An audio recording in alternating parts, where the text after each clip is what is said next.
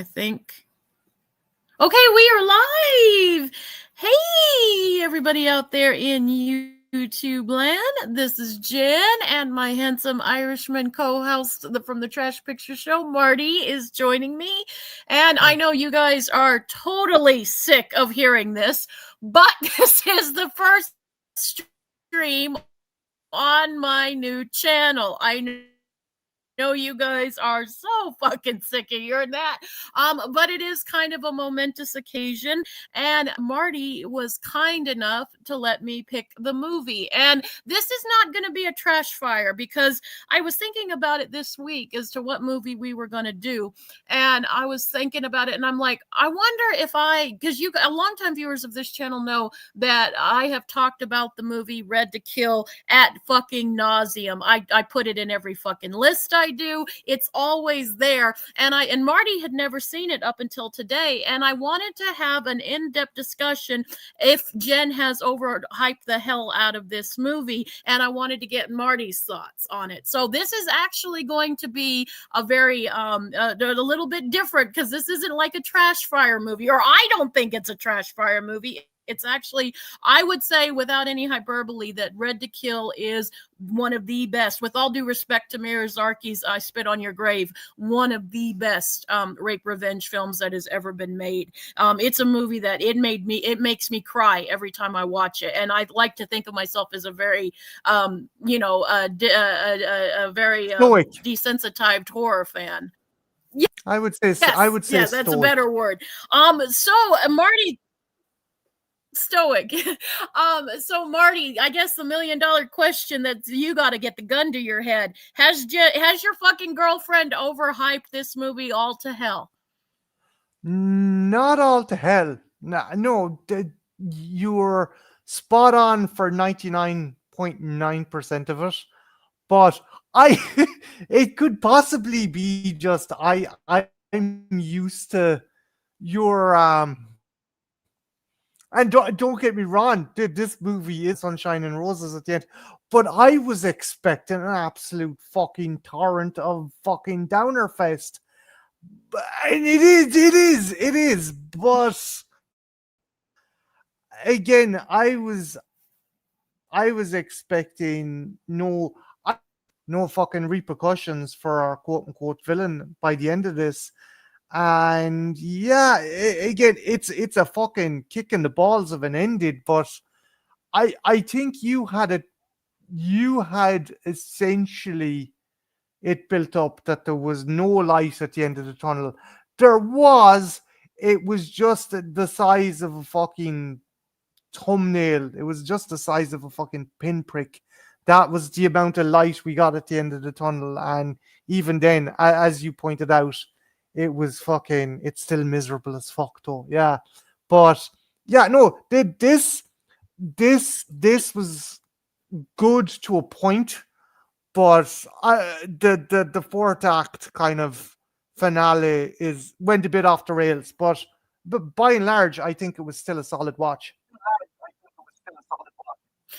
I get that. Before we actually get into the analysis of the film, for people who might just be turning in and has never heard of Red to Kill is a movie from 1994, and it is a film from Hong Kong, and it is the Category 3 films. And for anyone who is not familiar with Category 3, it's basically our version of like harder than an R, because it's basically nobody under 18 could go, whether it was to the theater or rent any of these movies. They were not allowed to see it because they were the hardest of the hard for that time and that place. And it started in 1989, and and there's some really good movies in this, and they don't get talked about this much. And I would say that Red to Kill is one of its shining examples. I definitely see this along the likes of, say, Audition and Battle Royale, as in kind of Asian extreme. I like but the way you explained it, these category movies, they were even kind of more extreme than, say, the likes of Audition or Battle Royale or Sympathy for Mr. Vengeance. Yes.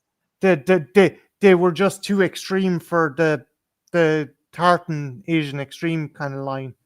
They were just that kind of. And is there a vast kind of library of these? Oh yes, there is, and they use and they kind of get a very kind of looked down upon by some cinephiles out there because these films are very sleazy, as you observed with Red to Mm. Kill. I mean, there is a rape scene in this, and I mean we see the pubic hair, and I mean it's not like America does it. It's not censored. It's not sanitized. We see everything, and there's always a lot of extreme sexual content in these. Usually, sometimes there is some odd bits of humor. Now, Red to Kill doesn't really have that, but if you've watched other Category 3 films, a lot of times a common theme will there be some odd humor, which is just, I think it's just as a foreigner, it might be odd to someone who's not used to the culture, but it's very common. Kind of think the devil one. Oh fuck, I can't think of the name of it right now, Marty. There's other films that show it too, but Yeah. yeah, but this one doesn't.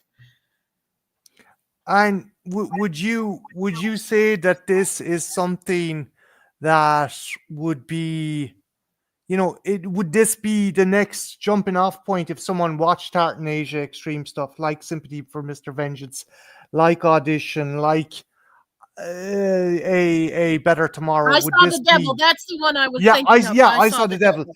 Would this be the next step up for that? Would you say? I don't know. Step up. It's very much of these movies are very much of their times. They're from the 1980s to the 90s, and they're very much of their times. And but I think they're just as extreme. And a lot of times it has the reputation of they're just exploitative to be exploitative, and there's not much else to this. Where I think this film has a lot of commentary. That's why I think it's one of the best rape revenge films I've seen, because we're not just talking about the rape and revenge. We're talking about society and notions and how we deal with human beings just at our fundamental core. This movie has all of those themes, and they say it so eloquently, and they don't talk above the audience's head, but they don't dumb it down either. That's what I really love about this movie. The director Billy Tang really got his point across without trying to simple it, but not but not going too high either. You feel it on a visceral level. You feel it in your heart and your gut, and it's one of the few movies that's ever made me just bawl. The the the main kind of point of this is exploration of the sexual assault, victim blaming. There is a lot that this movie's trying to say. I do think some of the latter part does negate that message somewhat. I I I I Mm-hmm. genuinely feel that there is aspects that are lost because the fourth act does go a bit off the rails. And is that a danger with these other films? Do you think, have you seen a pattern of that as well with some of the other kind of No, this category is very movies? common in these films. These Category 3 films are very much gore heavy and extreme, and that's kind of part of the whole films. Is they not all of them are, but a lot of them are extremely extreme. And this one actually is a little more toned down than some of them, and we've got some good gore scenes in this movie, some pretty good gore scenes, but it's a little bit this is a very cerebral movie, and I still think it manages to get the impact. I really do. I like movies say you have your gold standard of I Spit on Your Grave, and people say that is the most intense, and there are some intense scenes, but there's some scenes that just on an emotional level wreck me way more than what, and I'm not discounting, please don't say that I'm discounting I Spit on Your Grave, but on an emotional level, there's some scenes in this movie that just wreck me way harder. No, And it's not just about sorry. there is a gut punch moment in the movie, all right, and like again, there is an exploration of how such a horrible thing can happen to someone so vulnerable. But but like you said, this isn't as bad as some other category 3 movies. But is there a danger that the kind of the more kind of, dare I say, outlandish gore and outlandish scenes diminishes some of the Um, tone and the theme that this movie's trying not to for me, but I can elicit. see how it would for some other people. Okay. Not for me, but Um, I can see some people will roll their eyes and go, "That we're going into too much." I can see where like you said, this goes a little bit into Sam Raimi territory, and I can see some people who would probably agree with you. yeah. Again, I'm not taken from this movie. I just think that me, and as you said before, there are other movies from this line, from this category line, that go fucking far harder, right? So Mhm. is there a danger of messages being lost with these movies? Or you don't think so? You think Yeah. if it's directed and it's powerful enough, it can still kind of push the way through? Yes, I do. I do because, like I said, that this movie, I said, I like to think I'm pretty hardened and jaded and very desensitized. And this is a movie that every time I've seen it many times, and every time there are certain scenes where I still feel my eyes leaking at the scenes. And I think one of the again, we're doing not just on social commentary because we have the angry villagers trope. We have society, just certain preconceived notions that we all have, prejudices that we all have. We like to think we're very an enlightened culture, right? You got to remember, this is from 1994, but these still carry over today, and that's what I love about this movie. This movie is still as relevant. As sad to say, it's still as relevant as it was back in 1994.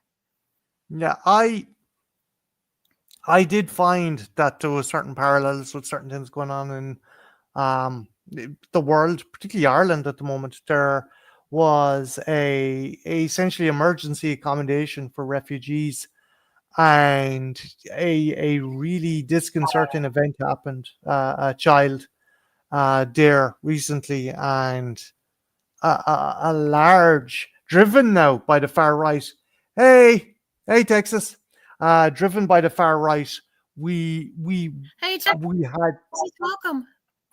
we had people like trying to fucking burn down this emergency accommodation for refugees because of an event that happened. I'm not going to go too much into the details because I don't want this video to get fucking buried by the algorithm. Hey, Kara. But yeah, there is parallels of like how people, people can turn on minority groups or certain people because they see them all as a threat when it's one individual or when it's Mm-hmm. a case of mistaken Yeah, identity. And yeah, yeah. And this movie, I didn't mean to cut you off the movie, but this movie does that so well. And the predator in this movie and predators in real life will look to, they're cunning. They might not be, but they're cunning, and they look to people as their scapegoats. And again, this movie talks so much about society. That's what I really love about this movie, is it talks about society. And yeah, we're set in Hong Kong, right, guys? But really, we could be talking about this applied to any type of people, no matter where their race, culture, or background is from. This is very universal. This is I guess a better way to say it. This is a very universal movie. it is, again, like you were saying, this isn't just kind of looking at, well, there's fear of people with mental illness, but you could allocate it to people from different countries, different religions, different Mm-hmm. fucking, different ideals, different genders. you know um I You do, could I even actually do. I do, Texas. Sorry. Sorry, Jen. Oh no, I was just gonna say. Imagine a country like a country that likes to represent itself as a free country, and you can call agents to get certain people removed from this said free country. Imagine that. Imagine that, Marty. I know it's kind of an outlandish thought, but imagine it. Yeah, Um, it's Orwellian. It's a good thing it's science fiction, though. It's a good thing it only happens in the realm of oh, science thank fiction, God. right? Thank God. So what the hell is Red to Kill about? What this movie is essentially about is about. And one thing I love about this movie, and this movie really stands and delivers on this one particular performance. We are centered on this young woman, and she's probably in her early 20s, and she is mentally challenged. She probably has the mind of a 9 or 10 year old.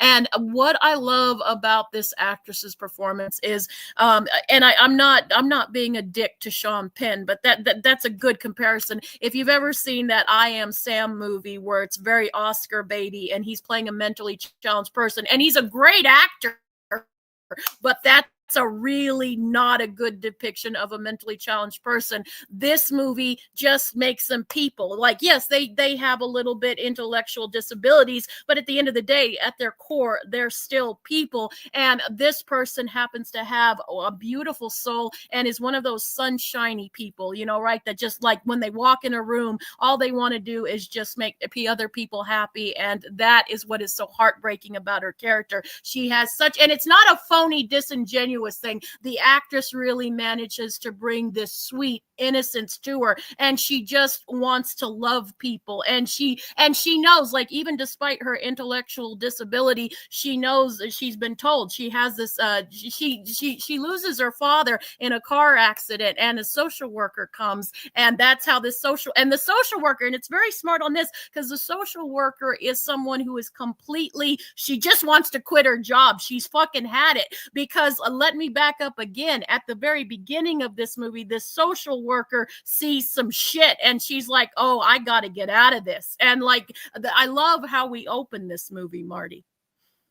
Yeah, Jesus Christ, it doesn't pull any fucking punches. I mean, the opening with that mother and her special needs child, that sets the benchmark for the rest of the movie. You're like, yeah, this movie, it's got cruelty woven through its fucking DNA, Mm-hmm. and that opening does that perfectly. And yeah, it's interesting as well because it juxtaposes it with the actions of our.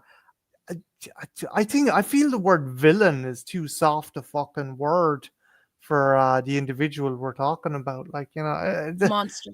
there's a fucking level of evil there, and even they have their own fucking dark fucking mental issues, but just unbridled fucking vile character, juxtaposed to that scene where she's trying to fucking talk this other lady down from killing her kid. It's clever. It's clever how they do it. It's signposting.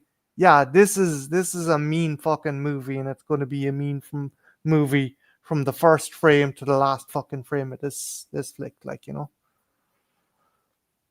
I would agree with you on that. And so on how we open it is literally there is a woman with another a little boy who's also special needs, and she's just had it, and she literally is standing by her window, and she's going to throw the kid out, and the social worker is trying to talk her down. And meanwhile, in this same building, there is a woman dressed in red, and red to kill. It is the color red is so prominent in this film, and there's a reason for it. And she is being sexually assaulted. And that's another thing, because the world is an interesting place, and usually we've seen movies where they'll be showing a great thing happening to one person and then something horrific happened to another. I like how in this movie bad things are happening to both of the people we're following. There's no good, like you said. It really does kind of tell you what kind of movie this is about. And this person is getting sexually violated, and he also kills her and commits necrophilia on top of it. So you have, in the first 5 minutes of this film, you have a child murder by parent, and you have rape, and then you have necrophilia, just to add a little bit of the fun. just in case you didn't know, this isn't so for, like, casual Sunday evening fucking viewing. Also, hello Larry, we got the horror cat dad in the chat. Hello, Larry. I thank you for stopping by. And we have Ethel. Hey Ethel. I know, but the color red is so prominent and stuff, and our killer has a backstory of why red is basically his Tigger. And also, do you like how our rapist in this, because it basically, how I interpret it, is basically that he almost has a split personality, and when he sees the color red, he's triggered. Yeah, there's definitely a Dr. Jekyll kind of scenario where you have now at the same time. I think that like fucking horror stories from Ireland, you have these bastions of fucking of enlightenment, or you have other kind of people holier than thou, like priests, like who have set themselves into certain positions, and you have this character who is also a social worker. I assume that that would be his title, Jen, kind of social worker, basically kind of caregiver to people, and he's put himself in a position where it's the last person you'd think. And yeah, he's triggered, and he essentially goes fucking hide, and when he sees the color, it sets him off sexually, and he turns into a whole other human being, this absolutely vile literal monstrous human being. I think the best comparison I could make would be James McAvoy in Split.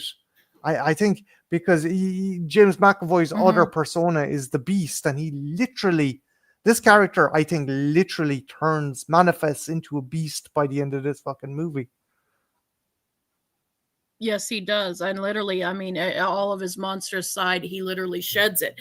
And that's very clever of the film, too. Also, just the actor portraying him, it's a very physical role. And he's also just a sinister character, not so much in his appearance, but when his eyes, when the camera focuses on his eyes, especially in that courtroom scene when he's smirking and things are going awry and he's kind of almost getting off on it. Like, you almost think it's a split personality, but you just think he's also pure evil. And also bears the question, because he has a tragic backstory, which we'll get into. How much of it is, how much can you blame on certain circumstances in your life for turning you into a monster, or how much of it is just yourself? Because we all make choices in life, and we all have our hard luck stories. But the nature nurture thing, I like. There's people we know that have had a harder fucking life, that Mm-hmm. are some of the nicest fucking people. But that courtroom scene reminded me very much of Edward Norton in Primal Fear. Mm-hmm. You seen that movie with Richard Gere? Primal Yes, it's Fear. one of my favorites. Yeah, it just the essentially he can change on the drop of a hat. Although again, is it is it some kind of psychosexuality or psycho kind of sexual psychosis that's making him change, or is there a cognition there that he's like he can control it and he just refuses to?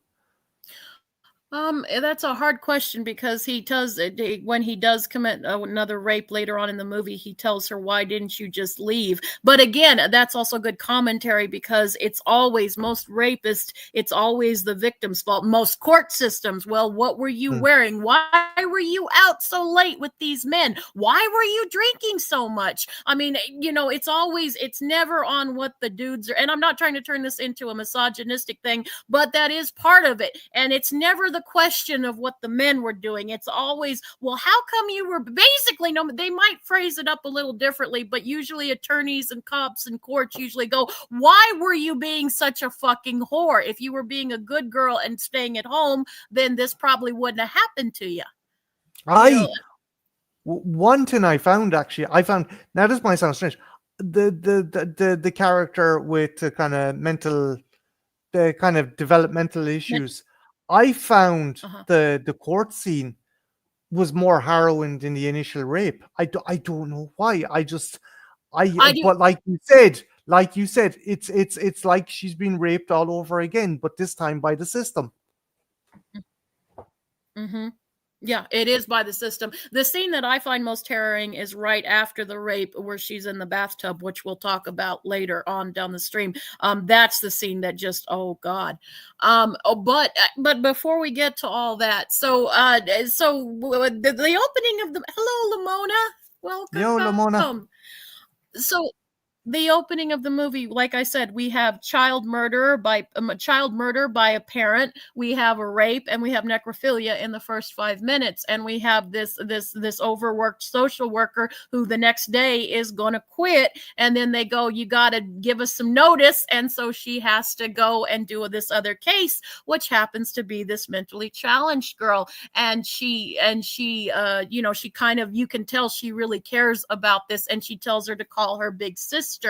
And what did you think? Or did you think this was too much I am Sam of No, the no, no, woman? no. I didn't think it was saccharine. I didn't think it was overtly sweet. I felt that this was like, if this relationship between the kind of social worker and that young girl didn't work, I think the film would have fallen flat. But the interaction Mm-hmm, between these two is so fucking warm and so caring. And again, it is one of the big aspects to give you such a kick in the balls at the end. I mm-hmm, I don't think it was patronizing. I don't think that they overdid it. There's confusion, but there's also an understanding, a lucidity in her kind of, in her consciousness, that she knows that, like you said, she knows that people view her in a particular way, mm-hmm, but she like she says, she's talking about her father and the way her father addressed her, mm-hmm, and then the social worker saying, look, no, there's more to you than that, and just that connection, and it's so fucking sweet. Again, it's all the more tragic. It's it's it's 5 or 6 more steps up a ladder, so your fucking knees are going to break when you take that jump. It's just, it's mm-hmm. raising the height, so that fall is going to hurt that bit fucking more. It is. And we also, when the social worker, because she lost her father, she can't live in the where she was living, so they take her to, a place for mentally disabled people. And there was another in hello Brian, Yo, welcome. Brian. Um there is another commentary on this where you see these neighbors that are living right next to this facility, and they're using the hard R word, and they're saying, we don't want these people in, they're going to touch my daughter, they're freaks and they're everything. And it reminds me very much, and I know I've talked about this trope ad nauseum, but very much Frankenstein and the angry villagers, with their lights and torches, fearing something they don't understand, and we fear what we do not understand. And that scene really struck me, with all the people from the other apartment going, get these R's out of our thing, we don't want them here. I really liked that. I thought that was brilliant commentary. Again, that scene struck very close home to me with shit that happened over the weekend. Again, there is essentially emergency accommodation for asylum seekers, and something happened to a child, and as a result, an entire group of refugees who had nothing to do with the incident are threatened, and basically fucking they they they're they're fearing for their life. They couldn't leave the fucking emergency accommodation. They couldn't leave the hotel that they were staying in, because people were going to fucking lynch people as a result, and the guards, fair play to them, had to step in. Now again, it, I'm I, I'm not going to say, straight out that, like, there wasn't agitators. There is a worryingly fucking prominent far right movement that seems to be fucking surfacing in Ireland at the moment, and they were responsible. But the fact is, you had people attending this, a fucking sufficient number of people turning up to this hotel. And some of these people were like just regular Joe Soaps, be it plumbers, people who worked in the fucking community. and they were out for blood. So I think when people are afraid and when children are involved, fucking rationality goes out the window, you know? I agree that too. Although it's interesting where where these people from this apartment, how they change their minds later in the movie, and I think that's good commentary too. But we'll get there when we get there. But this girl, she sees it, and again, it's very heartbreaking what this mentally challenged girl says. She's like, the neighbors don't like us, and she's like, maybe if we're very very good, they will like us, and that pierces your heart too, because again, and the social worker goes, yes, they have low IQs, but they're very loving people. They're and it shows. It doesn't just show her; it shows all the other people that are living in this facility, and some of them are even a little working on a little lesser level than she is, and yet they're still people. I think that's one of the things that really works about this movie is you really get a feeling. Like sometimes we forget that everybody, like we never know what it's like to walk in somebody's shoes, and this movie makes us put on so many different shoes. I I again I call it cheap emotion manipulation, but it works to an extent. It's adding more ladders. It's like Jesus Christ, you just want these poor people to be just left alone, particularly this girl. So it's like again. It's adding a couple more steps to fucking your eventual fall, and I think a lesser director, it would have been Jesus Christ. This is schmaltzy, but it isn't. The director has No, something to say, and I think that okay, maybe some of it is a cheap emotional manipulation tactic, but it's done well and it does serve a purpose. It's not just he's saying something as well as trying to fucking just just put the seeds for the rug being pulled out under us later on. He's saying something with that as well. he is. He very much is. And this girl gets, she gets kind of she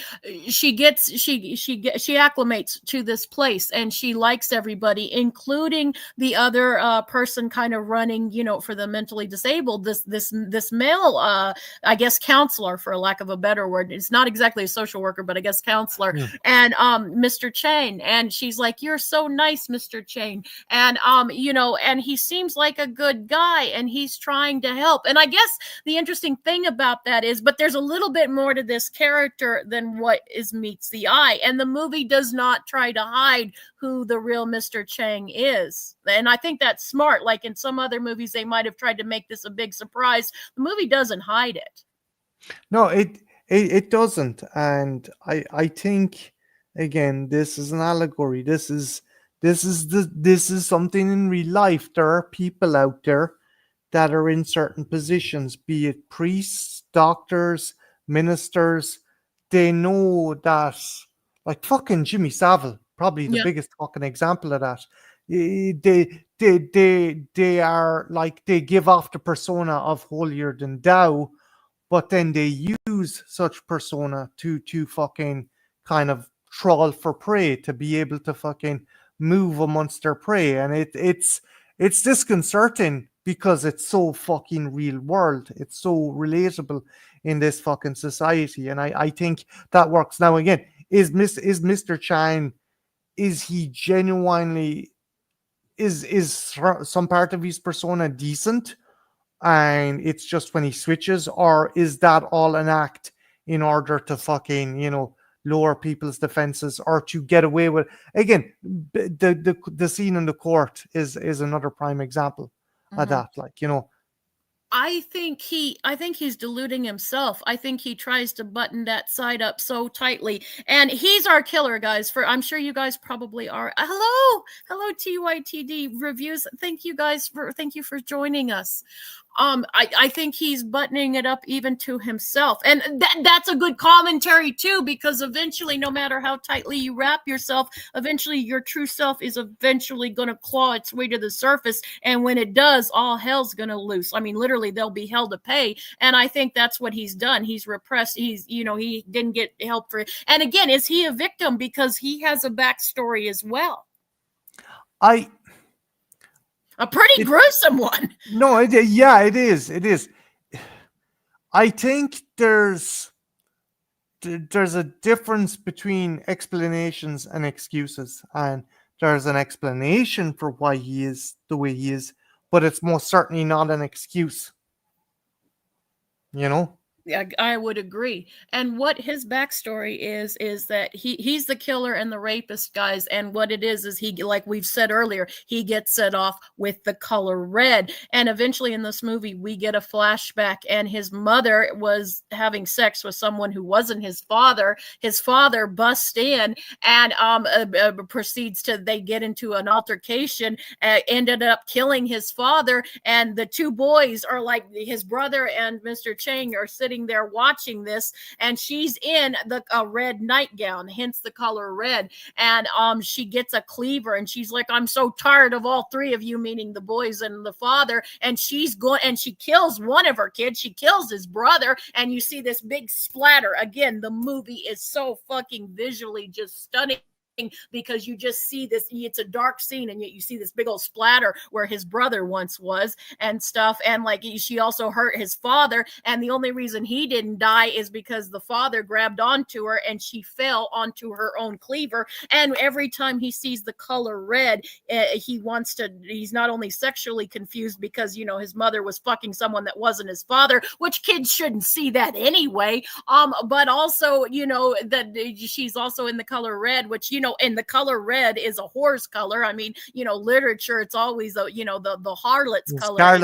The scarlet letter and shit like that. Yeah. Yeah, it's so that it's a genius level on that level. And basically you know, he got robbed. He wasn't the one that murdered his mother. And so anytime he sees a woman in red, he's basically, you know, vicariously living his greatest wish of killing his mother over and over again, which is pretty I mean, it's cliched. We've seen it done in both literature and books, but god damn it, I love how this movie does this. I fucking love how this movie does this, how he just Again, murders it again and again. And it reminds me very much of Kemper.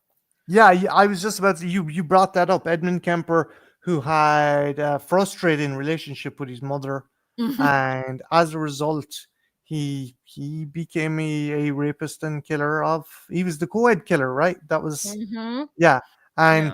and like it's it's one of those things. It's like, Jesus Christ, how are these fucking monsters made? We like to think we live in such a fucking advanced kind of society, but yeah, it's fucking hell. It's scary. Like, you can watch this movie and go, oh, that's over the fucking. No, it's not. There's fucking monsters out there. There's monsters out there that have done fucking much worse as well. But Yeah. you know, that's a whole other fucking story. Yeah, and that's a good point too. And also, on so that's where we are, guys. And there's an interesting, and I told Marty there's another scene in this movie, and I told Marty this might seem a little bit like, are they just padding the movie out? And I go, no, wait a minute, Marty, this is and Marty wasn't saying that, but I thought maybe you were thinking that, when she has the mentally challenged girl has the scene with this other person that's in, when he's not in the facility, but he works around the facility. And what did you think of this whole subplot? Because I it thought it was going somewhere else. I thought she was going to be attacked, and I thought it was going to set this guy up as a red herring. mhm, That's what I thought. I genuinely thought that, and I thought later. I think it was later. Was that the same character? Was that the same character who grabbed the little girl? yes, Yeah, yes, it is. So yeah, it's. I thought, like you said, it's going to mean something later on, and I was like, "Fuck, is this a red herring?" But no, it's it sets it up in another way that's even fucking worse. I was like, "Ah, fuck!" Like, again, it's just it's again, this movie was a kick to the balls, but I think you had it built up that this was basically fucking nigh on, no fucking good. Now there was somewhat of, uh, dare I say, kind of a retribution in the end for our villain, but yeah, it's bleak as well. It's bleak. I was just glad that fucking what happens happens. I'm not going to get into it. Go on. They're all very good points, Marty. And I think it's, and I'm someone who loves it as dark and as black as we can possibly get it. And I think this movie is as darkest and black as you can get it.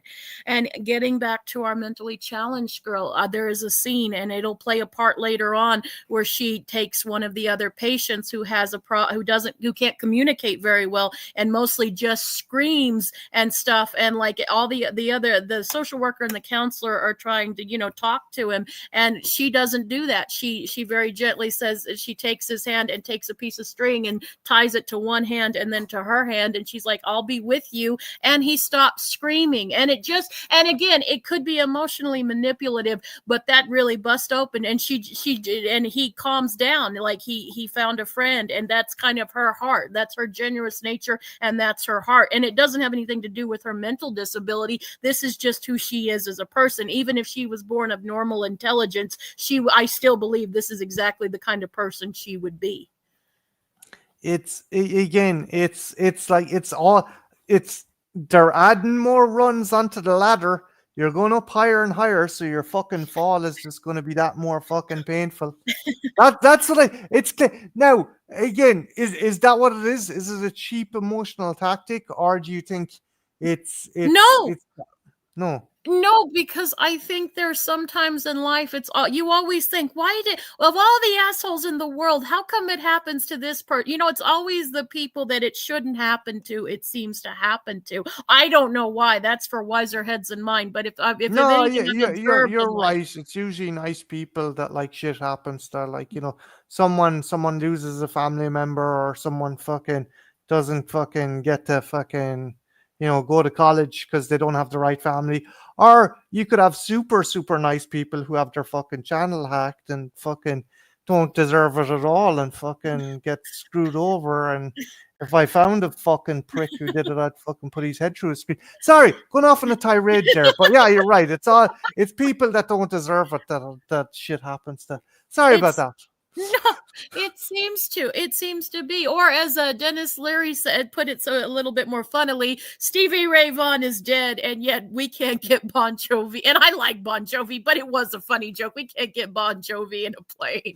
It's kind of that kind of Yeah, an- it's analogy, basically. But that scene really, it just shows. And again, like, you didn't find it too syrupy, like no, I am Sam. That's what I I keep found it thinking. syrupy, but not again. A lesser director wouldn't have worked.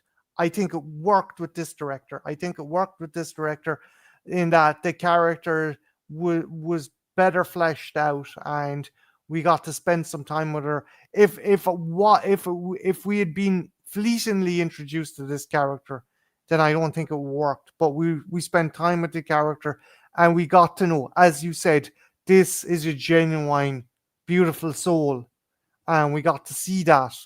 And it was an emotional manipulation to a point, but it wasn't done fucking kind of It wasn't half-arsed either. cheap. It Yeah, wasn't it cheap. wasn't. No, it I get wasn't. what you mean. And we also build on that because the social worker basically, she saves the social worker as much as the social worker saves her, because you get the feeling that this person coming into this social worker's life has kind of given her some faith in her humanity. When we meet her at the beginning of the movie, she's just like, I can't take another fucking day of this shit. I'm out. And this girl kind of gave her a reason to keep going. And when they kind of have this bond, it's also about dancing. She's like, my dad said I was stupid, so I had to do something with confidence. And she goes, I want to learn to dance. And the social worker, who calls herself Big Sister, says, Big Sister will teach you. And that's what they and it shows her perseverance as a person, that she keeps messing up this dance, but she keeps coming back to learn it. And it's very beautiful. Unfortunately, the goddamn dance is going to be this poor kid's undoing because of the color of the dress she wears for this dance. But again, and you can see it coming. It's a very Shakespearean tragedy. You can see the writing on the wall, but you can't help yourself. You know what the movie's doing, but you're like, God, this kid does not deserve what's coming her way. or anyone in this movie for that No, matter. Jesus, no. But yeah, again, it's horrible what happens to anyone, to like a fucking woman alone. That is reprehensible. But to someone with these limited mental faculties, that's just fucking vicious and Mhm. cruel.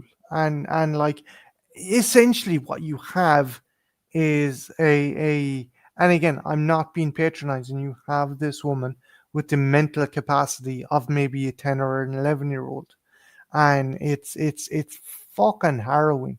And yeah, it's, again, maybe it is cheap emotional manipulation, but I think that the story unfolds in such a way that it isn't fucking arse over Tate handled. It's done in a decent fucking manner, like, you know. It is, and I think the bigger tragedy, it's not, it is horrible to do it to someone. I always get mad when people, mess with people that, pick on someone your own size has always been my motto.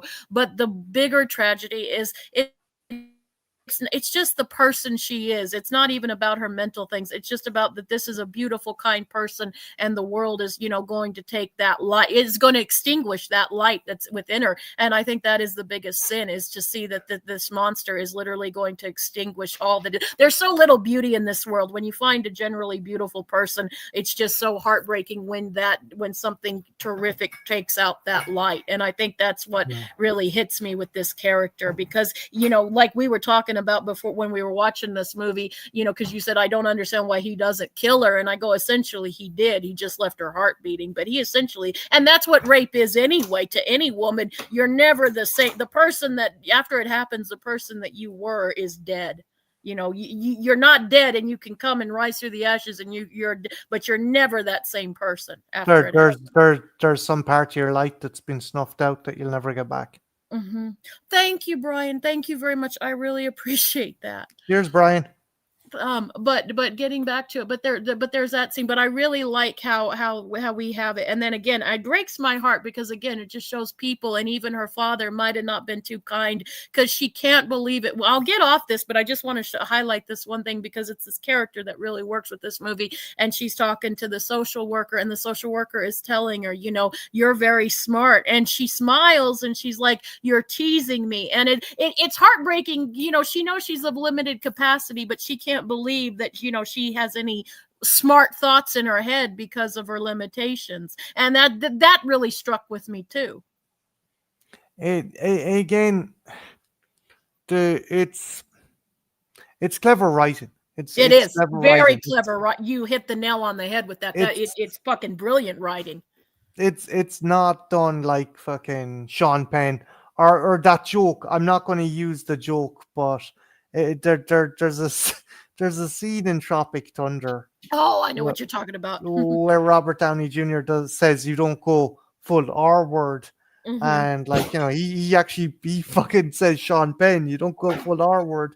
Hmm. And I think that's the case. You don't do a very insensitive caricature, because if you do that, then you might as well be doing blackface.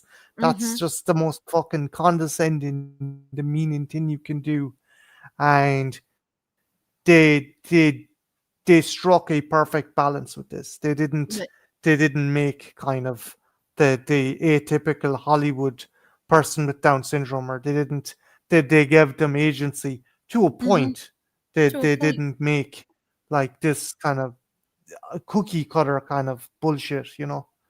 Very much so. And I think that's the other thing. Like, it doesn't matter what limitations or gifts you're blessed with. People are people are people, no matter, what other stuff. They're just, we are who we are. Despite what we have or what we don't have, we are who we are at our core, or at least that's what I like to think. getting to another scene in this movie about her dancing. She does do this dance, and she is in this red dress, and Mr. Chang, he manages to control himself, and that's an interesting part of the movie, because when, of course, there's other people around when he's watching her in this red dress doing this dance, but you can see. And also, shout out to this actor, he does crazy really fucking well, because again, much like our mentally challenged character, he doesn't go ham either. He is generally fucking creepy, and like someone who you would think, yeah, you have a Jekyll and Hyde personality, but it's not cliched. It's very believable, or at least it was to me, and also very fucking unnerving, and dare I say, creepy. I will say it was he was good. Again, the fourth act, I think maybe he went a bit too cuckoo for Cocoa Puffs near These the movies end. tend to do that, though. These, it's not, they're a different flavor, and I haven't seen a lot of them, but I have, when I, because they're hard to fucking track down, but when I have had an opportunity to see these type of movies, these do go. That's one of the things they're kind of known for. They're not like how we're used to. They're not straight American kind of movies. They're very they have their own things, and some of them have really weird senses of humors. Like I said, this one didn't, but some of these movies do have kind of a strange comedic element. Uh, Again, I think that fourth act was somewhat of a detriment Mm-hmm. to the movie overall. Mm-hmm. And like again, I could see so I'm fairly I like to think I'm fairly open minded with movies and people's artistic takes and the artistic fucking avenues they want to explore in movies. But I could see someone Mm-hmm. going into this movie saying, "Okay, I'm going to give these category movies a shot," and maybe this being the It won't be thing. for everyone. Yeah, yeah, yeah, yeah. And this one's more grounded, Marty. This is actually one of your more, and I love the genre, but you do have to have a. This is actually one of your more grounded ones, and I'm not being funny when I say that. No, I like. eh, As you said, this is a more grounded one. I'd expect something like in the more fucking Asian extreme movies, the likes of Versus and Spiral and stuff, to have these larger than life crazy characters, because yeah, they're either horror or thriller or something, but the subject matter isn't as loaded or somber in those as it is in this. Mm-hmm. And I feel the juxtaposition is maybe a smidge too much for what they're doing and trying to say with this movie. I can understand that. It worked for me, but I can see where you're coming from, and I've heard that that criticism from not just you. I've heard it from other people. You just either it's like a lot of stuff. You either have a taste for it or you don't. And like I said, I'm a little familiar. I'm not completely well versed in these movies, but I've seen enough of them to know that this is just kind of the style that we're going with, and Yeah, there's enough here for me that it just hits me. I like again because I know you were talking to Lady Sasha about this, and it's sometimes the, there are teams, but is do you think people seek these movies out for the themes or for the extreme kind of subject matter or gore It or depends. It depends on the person watching it. I seek these out, and because I think a lot of victims seek it out because we're trying to kind of make sense with it in our own mind, and that is one of the reasons why this movie resonates me. There, we haven't talked about the scene yet, but that bathtub scene, Marty. I mean, I was like, oh my, this is fucking perfect. This is exactly how we all feel who have gone through something like this. With the scissors and the soap mm, and the scrubbing and the dirty, and it's such a, we won't, like, I'm jumping ahead here, but fucking that it's if you've been through it, you're like, you just can't get fucking clean enough. If you get yourself in a tub full of bleach, you still won't feel clean enough. And that is why this movie is such a genius, because and now not everyone seeks it through that, but I think a lot of people, and there's some victims of it who don't ever want to see this, but I think there are some people, I know with me personally, it made sense in my head because I couldn't go and talk about it with anyone for so long. Movies were the only way to make sense of it in my is head, because movies won't judge you. Is there a level of catharsis with films Very like much this? so. Okay. Very much so. Very much so. In particular with the rape revenge, because the revenge, whether it's a person that's seeking out for their own revenge, or if someone who loves you is seeking out it for your revenge, it's like a bomb. You feel it because you want that blood on your hands. You want to you want to even the score, or you want to feel like someone cares enough about you to come hell or high water, they're going to make the bastard pay. You I'm probably jumping ahead. I apologize. I'm probably the one who's derailing this most for the no. most part.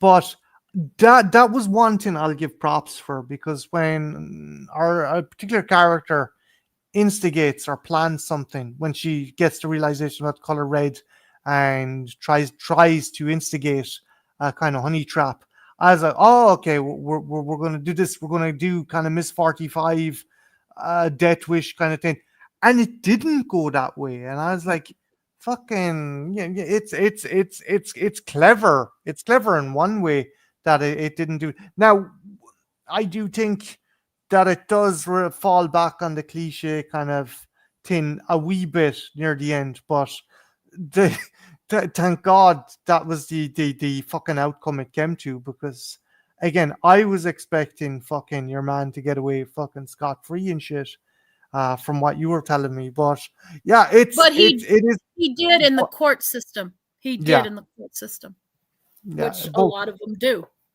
But again, I was like, oh shit, are we going the Death Wish route? Are we going Miss 45? That Hmm. she's basically turning herself into a honey trap to kind of do this. But it it fucking abandons that, and I was Hmm. impressed by that. Hey Russell. Hello, Russell. I was too. Well, because we'll talk about it when we get to there. But like I said, why I love that so much is because in a lesser movie we would have gotten, because she gets a group of people together and she's gonna honey trap them, and then when he's, her idea is when he comes after this, the band of vigilantes are gonna come and seek retribution, and he figures it out. He's cunning and he figures it out, and I like that because that's real cathartic. It is to see someone who does horrible things get their upcomings in the end. But life is rarely that simple, and it's brutal and it's ugly, but it's also true. So is life. Life is often brutal and ugly, and that's why I like this, because in a lesser film, I think they would have given us this like, yay, we get our upcomings and everyone has a somewhat happy ending.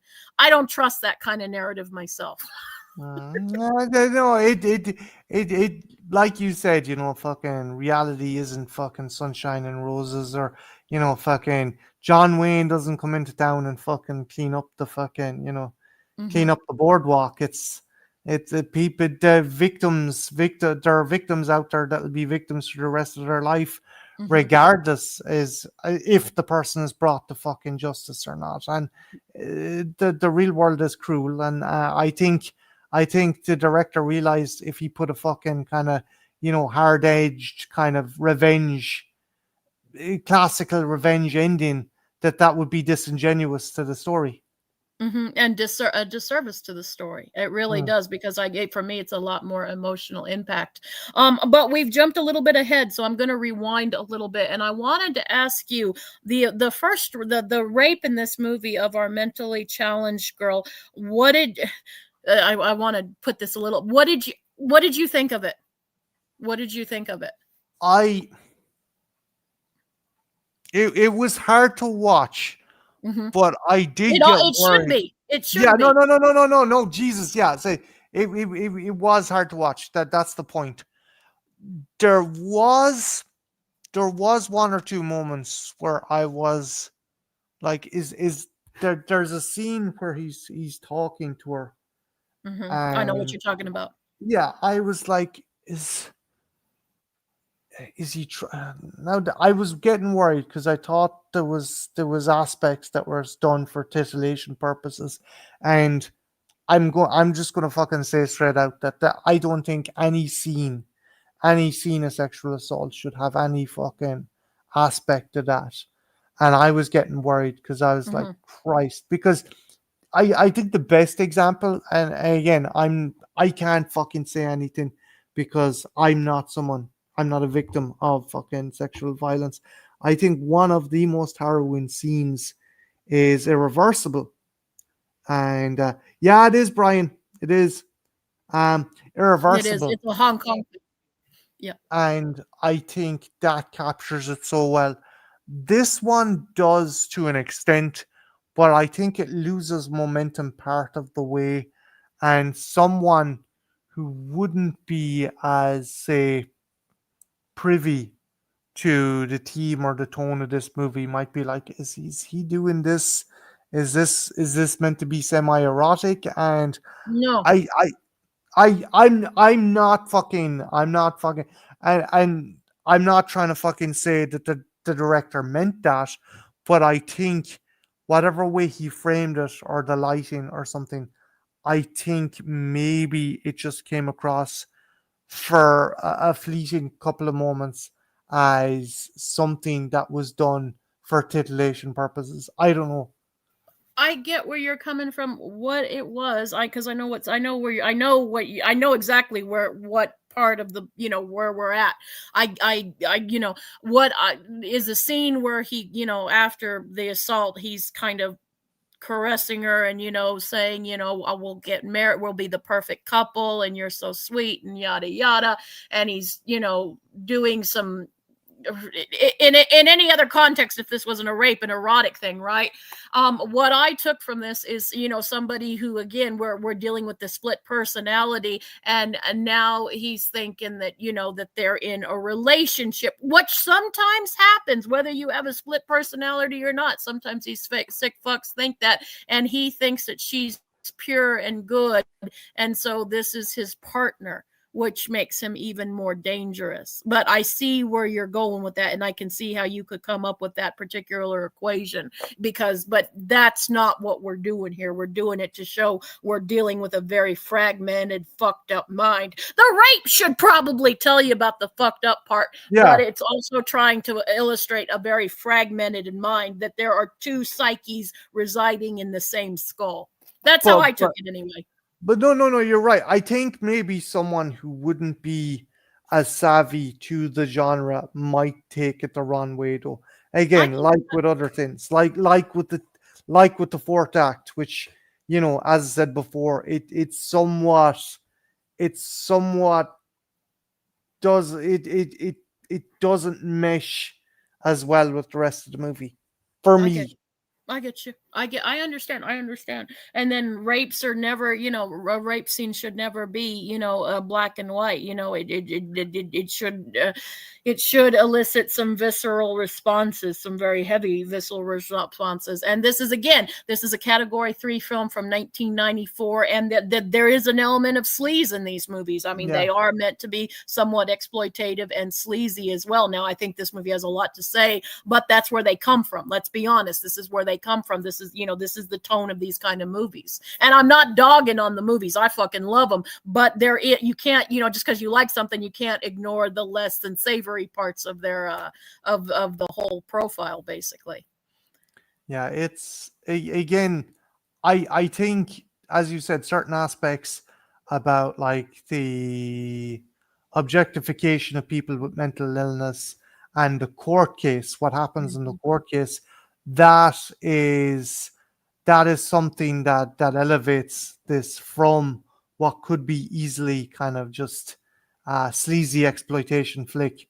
Mhm. Um, I don't know if it's a sleep. I've never seen the Ebola syndrome, Brian.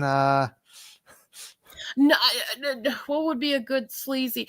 Well, okay, here's because some people, and I don't think this movie's sleazy at all, but even to this day, there's people that say, I spit on your grave. It's basically the same thing, because Zarky was basically saying this is an allegory for the court system, when that long rape scene, and she gets raped by all these men, and it's her getting raped over and over and over again. And basically, he was saying, because I heard him speak in an interview, that was the allegory for the fucking court system, how they get raped a second time. time. And that's kind of what we're doing with this, the same thing. We're showing something with this movie too, that, you know, you get raped again in the court systems. Only Zarky was a little bit more ambiguous. This is literally putting us in the fucking court system and showing, hey, look what we're doing to this girl. Oh, and basically, and I'm not, and I would never, but we're basically saying in this thing is, okay, usually it's a woman saying, what were you wearing, honey? Why were you out that late? In this particular movie, hard R, insert a hard R word. She was a horny R word. Hard R word is basically what the court system is saying. You know, she's simple and she was horny. And so it's not her fault, but it still kind of is her fault, because women shouldn't be horny. And, you know, ours really shouldn't be horny, because there's a whole taboo of that too. Again, like you said, this was set up then, like the defense for Mr. Chan sets up the incident that happened earlier on, that the young man that was interacting with her basically made it out that, oh yeah, she was coming on to me and stuff in the in the cloakroom or whatever. And it's just, you're like, these people with mental inferiorities, for lack of a better word, you know, they can't control themselves. It's, you know, we should feel sorry for them, but, you know, they're still in the wrong. You know, it's cleverly packaged, but that's what the court system is basically saying. And that's another thing I love. I don't mean to cut you off, but I love that about this movie. It's why this movie works so well. I really like to think that if an incident like that happened, that, again, like, we live in the real world, and I can't fucking, Jesus Christ. I'd like to think there would be more fucking care and delicacy taken with someone with that mental capacity of something like that, but it's not, and it's like, no. Well, it should be taken care of. Whatever their mental capacity, it should be, but it's not. It's not. It's not. It just isn't. And I don't, you know me, I don't ever like to bring up, you know, man, woman versus things, but this is one thing where there is the touch of misogyny, that men can be whatever they want. Hell, it's a you know, The Bachelor, and how many did you bag, bro? But women, it's getting better. I'll say this, it's getting better and stuff. But I mean, there is still a set of, you know, in other women, other women are just as worse as men, where you fucking dirty whore, you so much as, you know, smile at a guy, you know, you fucking whore. She's such a fucking whore. You know, whether it's jealousy or whatever, that's part of it too. Am I wrong? No, you're not. I think with a lot of things these days, we're going fucking backwards instead of forwards. And it is something to fucking kind of just, it is something to fucking kind of just, you know, explore. I don't think, you know, you can go to the courts, you can go to your fucking local fucking councillor or senator or whatever and say this, but fucking change like this is, if we can't fucking check ourselves, it doesn't matter how many fucking new laws or fucking checks and balances are put in. It starts with fucking, I was discussing this with my friends, and they fucking would tear people apart if they heard shit like, oh, she was asking for it. They're very fucking hard left leaning fucking ladies. And again, they made the point, is like, you know, instead of fucking blaming the victim, how about you fucking talk to your sons? How about you talk to your fucking brothers? How about you talk to your fathers? How about you talk to your fucking kids about how to fucking treat not only women, but human beings in fucking general? Like, you know. But you know what? You just hit an interesting thing, because I am a mother of a son. And if it was, you know, as much as these high-minded ideals, like if some, you know, little girl came around my son, I'd be like, you fucking whore. What are you doing to my son, you fucking whore? My baby. Did you think, like they made that point? You know what I mean? No.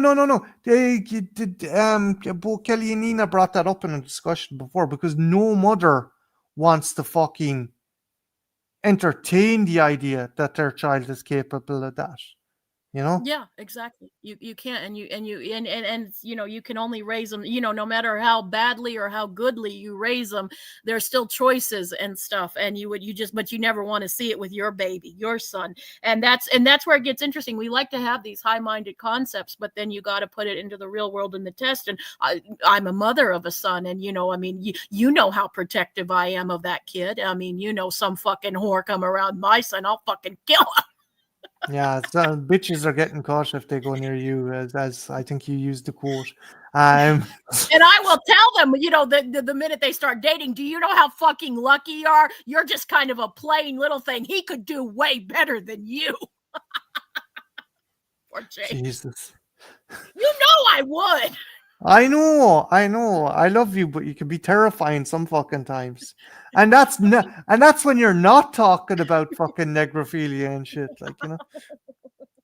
But I mean, we do, but we also got to remember that, you know, it's easy to say, but then you've got to put in the practices. And you know, when it comes to mother, you know, fathers and daughters, but there's a special bond with mothers and sons. But we have to teach them right. And you know, I mean, but we're getting a little, but we're no, because it's still part of the conversation. But getting back to the movie, I wanted to discuss with you that bathtub scene, because that scene just wrecked me. And I know you, even because you were like, Jen, what is she doing with that razor? Yeah, again, you have, as you described, this beautiful soul who is now just a level of fear and confusion and disgust, and all these strong emotions fucking churning around in the head of someone who doesn't have the fucking mental capacity to compartmentalize them. And it was just fucking harrowing to fucking watch, you know. Oh yeah. It was it again. I This and the courtroom scene I felt were actually worse than the initial attack. I don't know. Maybe I'm fucking insane for saying that, but I just felt I would agree with you. that that there No, was just, I agree with you. I yeah, it's just fucking, it was a harrowing fucking scene. And yeah, you don't, again, if someone's going in to watch this, it's like fucking Jesus, be fucking ready to be ready to be fucked up. That's all I'll fucking say, like, you know. I would agree. And then, what is so heartbreaking is, and again, we have to put in her mental, but again, it's not everyone, it's universal. Everyone who's ever gone through this feels this way. She keeps repeating the word dirty, and she takes her fingers, and there's still some semen inside of her, and she just gets this horrified look on her face, and she gets dirty, dirty, and she grabs the soap, and then she grabs a different soap, and then she takes in the water, boiling water, and puts it, you know, to herself to try to cleanse it. And she still, and she doesn't understand, but she still doesn't feel clean. She sees the razor, and she starts shaving herself, like, just to get it off of her. She's trying to cut it out, kind of like that Bible verse, if thy eye offend thee, pluck thee out. Same kind of thing we're doing here, same kind of thing. And it's such a heartrending scene. And then when the social worker comes and says, tell big sister what happened to you, and the way I'm saying it, you guys are probably thinking, Jesus Christ, could we get any more Lifetime? But it's harrowing. It's fucking harrowing and stuff. And then and she sees it, and she screams, and she's like, dirty, bad. And then that's also heartbreaking, the way she says bad, because and I think all victims, again, this movie is so smart, because all victims blame themselves. Bad, we're bad, we must have done something, because it's such a horrific act. We must have done something to trigger to say that it's okay to do this. You know what I mean? So it doesn't matter if you have the mental capacity of a 9 or 10-year-old, or you know, normal functioning things. Not that there's ever a thing as normal, but for this thing. And that's one thing, we all feel bad, bad, bad. And the way she says it, bad, it just goes through your head, and it's fucking brilliant writing. That just always strikes me every time I've seen this movie quite a few times. And it's just, when you hear her say bad, you're just like, yeah, you're turning it inward on yourself, because you have to be the bad one, because this act is so bad. You have to be the bad one. And like, again, this is before she's gone to court. This is before like Mhm. she's fucking. Yeah. It is it's a this movie is just like someone who can't.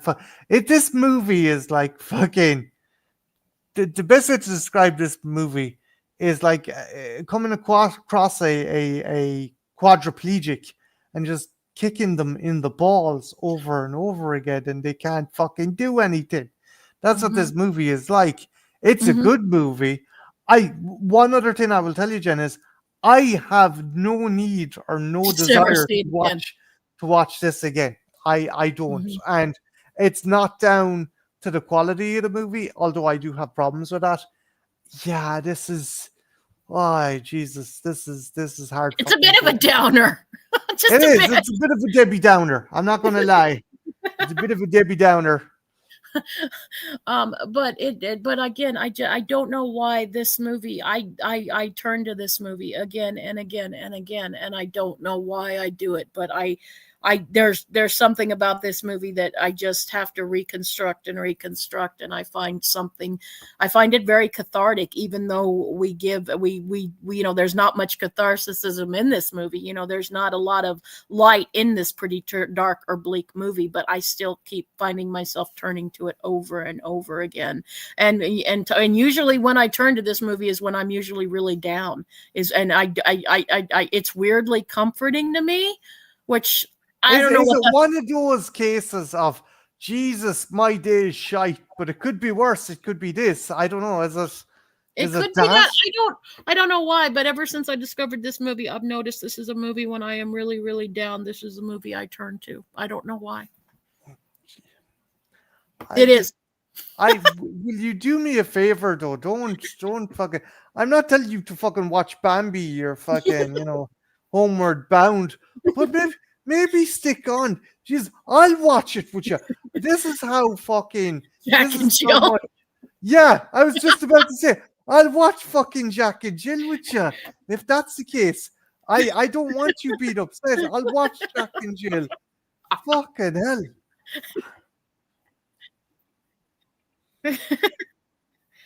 I don't know what that says about me as a person, but I do find this movie. This is the movie I go to. This is one of the movies I go to. Seriously, and I'm not being funny. No, I know you're not. I know you're not. I'll fucking try to be funny. I'll be like, Jesus Christ, what fucking horrible boy. I want to kill the bastard who hurt her because now she has to revert to watching to Jack and Jill as a fucking feel good fucking movie. Fucking hell. I think Fucking that bastard. movie's now I'm going to lose any legitimacy. I've never. uh, Yes, I saw The Devil is a That one's fucking girl. amazing. Love that movie. That one fucking hits the nail in the head of the Yeah. futility of revenge. That Hmm. one, it's like That's another masterpiece, and that's one that like I heard so many people, and that's like one of the few movies that does live up to the hype. In fact, the yeah, hype isn't enough for that movie. Getting to the courtroom scene though, and basically we're basically just reassaulting this girl, and we also see our rapist in this like box. He's kind of quarantined off from the rest, and you see him just smirking sometimes because he knows he's getting away with it. And the one prosecutor, and they're very much defense attorneys attack or not, their lawyer tactics basically. And he's like, you were alone with him, weren't you? And you had needs, didn't you? And he's raising up his voice, which to someone who has issues anyway, you have to talk in a very calm and soft way because it can confuse them or agitate them, and they know that, and so it's a trick, but it's very effective. We're basically just re-traumatizing this girl who's already been through so much, and then she sees him and she screams, and that scream just pierces through you. yeah. It again, as I said before, I think this and the shower scene were actually than the more harrowing than the actual rape scene itself. Now Yeah, that's just my opinion. no, I That agree. you know. I agree, and I think, and I'm not to say that the rape scene's a. I don't think you're saying that the rape scene was a No, picnic I'm or not. anything, I'm not. but I just again, but as you pointed out, this is the equivalent of her being sexually assaulted all over again.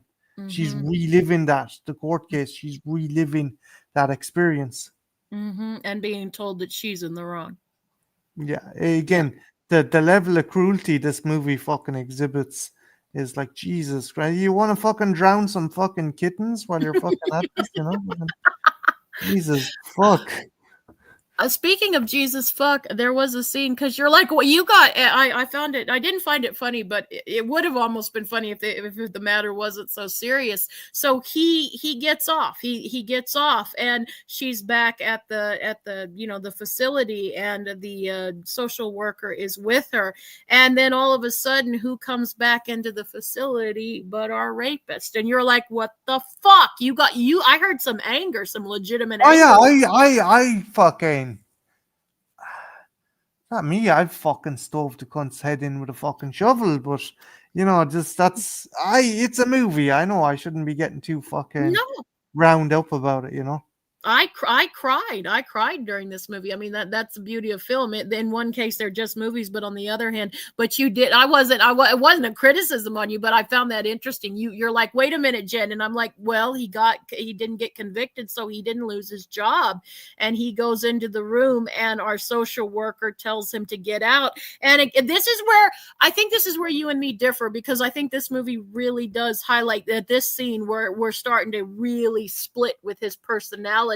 And he's like, and he before the social worker can get to her, he goes, I'm sorry, he was talking about the prosecutor was so mean to you, but I would have gone to jail. And he goes, but we can be together. And it's really showing a fractured mind. Or did you think we're going a little bit into too on the nose land with that? You did, because you're not. Yeah, no, I know. I think as the movie went on, it maybe lost a run of itself a wee bit. I'm not fucking. I don't want you thinking that I'm shitting on this movie. I'm not shitting on this movie. This movie's good, but I was like, okay, they're they're going a bit wily coyote with this fucking dude, you know. Mm-hmm. I get you. I liked it, but I can see how some. That is awesome that you've been 35 years clean, Russell. That's something you should be very proud of. Jesus, fair fox, man. Yeah, especially heroin. I know that's quite a thing to kick. Yeah, but it really does establish. But I like the fact, and there have been cases where he thinks that they're in a relationship, and that's also, I mean, just on a whole, that's fucking sick on a whole nother level of sick. After you assault someone, you actually are so fucking delusional to think, oh, we're in a relationship. I suppose it's the human brain compartmentalizing. Well, I done nothing wrong because That's exactly what he thought. yeah. There's and fucking society has lent to that thing. I don't know how long ago. Maybe it was even the 90s, just the mid 90s. It was brought in that, oh yeah, it is rape if you fucking have sex with your wife against her will. That was only I don't like. Was that a law that had been instated in the United States, or is that a recent thing that was? Because it was maybe I the think 90s. in the 90s or 80s is when they started saying that if you were married, you should.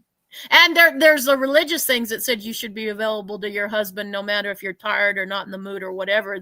That's one of your duties as a good wife, as a godly wife, is to be available to service and please your husband at all times, no matter how you're feeling. That's still taught sometimes today. I'm not, again, why do you think those people creep me out so much? Fucking hell. Like, you'll never hear me, say I've got a headache, darling, but still, I know if I ever did, you'd be like, that's okay, babe. What about me? What about my? No, it'd be. I didn't be more melancholy in this.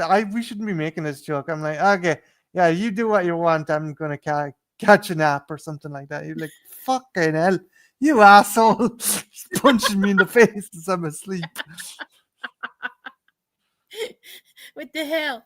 But and this is where, and then we, the social worker is seeing that this guy is just getting more and more dangerous, and and she sees, and then she sees that the girl, and this is a very heartbreaking scene too, where again we're taking the razor and she is cutting her wrist, and because again, and I think it's just because she's in so much pain, you know what I mean, that she's trying to get the pain out any way she can, and and the girl sees her, the social worker, in a red shirt, and she goes, dirty, bad, I dare not, I dare not. Mm. And then that's what turns, and you can literally, and again, great to the actress, you can literally see a light bulb going over this head, and she's like, the red is the key here, this is what we need, or so she thinks. Um, it's Jesus fuck Russell. Third time was the charm, huh? Baseball rules. I'm. But yeah, no, it's so she decides to set up a honey trap, and I will give the movie, credit. I'm like, okay, we're gonna do a Robert Kersey, or we're gonna do a brave one here. Hey, Michael Myers 101. Hey, welcome. Thank you for joining us. I thought the movie was going to do the cliche fucking Miss 45 thing here. Did you initially think that when she dressed up to the nines and was being all seductive and stuff? See, the thing is, by that point, I was already with me with movies. That's how I know when I really am digging a movie, is because I'm not trying to jump ahead with the movie. I'm just letting the movie take me, and I was already so invested. I was letting the movie take me wherever it goddamn well wanted to. It had already won me over 10 times over. So I didn't really try to guess. I did love, and I was like you too. It took me a minute because our actress, the social worker, and she's not an unattractive woman or anything, but she's very kind of just plainly dressed, and yeah, again, an attractive woman, but she wasn't this stunning supermodel. But then, because I had that problem as well, I was like, is that the same fucking character? And it wasn't an Asian thing. I don't want anyone thinking, oh, Martin thinks they all look. No, it was just a case of, what the fuck is that? Like, she was all she and again, she's a very attractive woman, but her character, she was helping the poor, Jesus kind of thought. She wasn't thinking about, does my lipstick match my dress and stuff like that. She wasn't one of those. And then when she finally gets the light bulb over her head that red is the key here, she gets dolled up to the nines in this very, for a lack of a better word, hookerish kind of dress. It's real pretty if you got the figure, what she does, but I mean, you have to be blessed with that kind of figure to wear the dress she gets to wear. And she's got the red lipstick. I mean, even the drink she orders is a Bloody fucking Mary. I mean, the color red is palpable in this movie. But it did, for a minute, I'm like, who is this? And I'm like, oh, that's a social worker. But yeah, it's a bit of a 180. I thought it was funny though. I thought we'd gone into a fucking alcohol commercial from the mid-90s, like fucking Pabst Blue Ribbon or some fucking shit. And I'm like, the fuck are we doing here? And I'm like, is that, yeah, Jesus Christ, that fucking, it's again, it was clever. I got the point of what she was trying to do, but and maybe it was the point as well. The director was like, "Hi, you're going to think we're going to do a fucking Miss 45 revenge thing," and no, didn't do that. And but I was to like, me, that's why it works, is because again, life, it would have cheapened the movie a little bit because it's too easy. That would have been too easy. Like, it would have been cathartic, and I would have been happy for the characters. But part of me would have been like, I don't trust this. This is too easy. This isn't how the real world would work. yeah, something like that would have been disingenuous for the movie. Very right? much so. Very much so. It would have cheapened it. But she's smart, and she, and again, we go back to the neighbors that hated all the special needs people from the earlier. Now they want to help. And so her plan was basically to incite him into such a fever sexual pitch that he would try to attack her, especially with her wearing the color red. And they were all, waiting, were waiting to, attack him if she attacked her. And he, again, very cunning, like a lot of these guys are, different levels of intelligence, but most of these guys are cunning. And he could smell a trap when he saw a trap, and he stayed away from it. Any person with a kind of predatory persona isn't going to fucking, if someone is doing something like this, if you're doing something like this for as long as that character has, or other fucking killers or rapists or stuff, it, there's a reason they don't get caught. Mm-hmm. These aren't fucking. Now, I will say this character does turn into a fucking mindless beast at the end, but these kind of individuals are methodical in how they Mm-hmm. fucking operate, They are. and that was clever with this. And again, I think that's why another part, his persona changing greatly, maybe is a detriment to this movie, as somewhat of a detriment to this movie.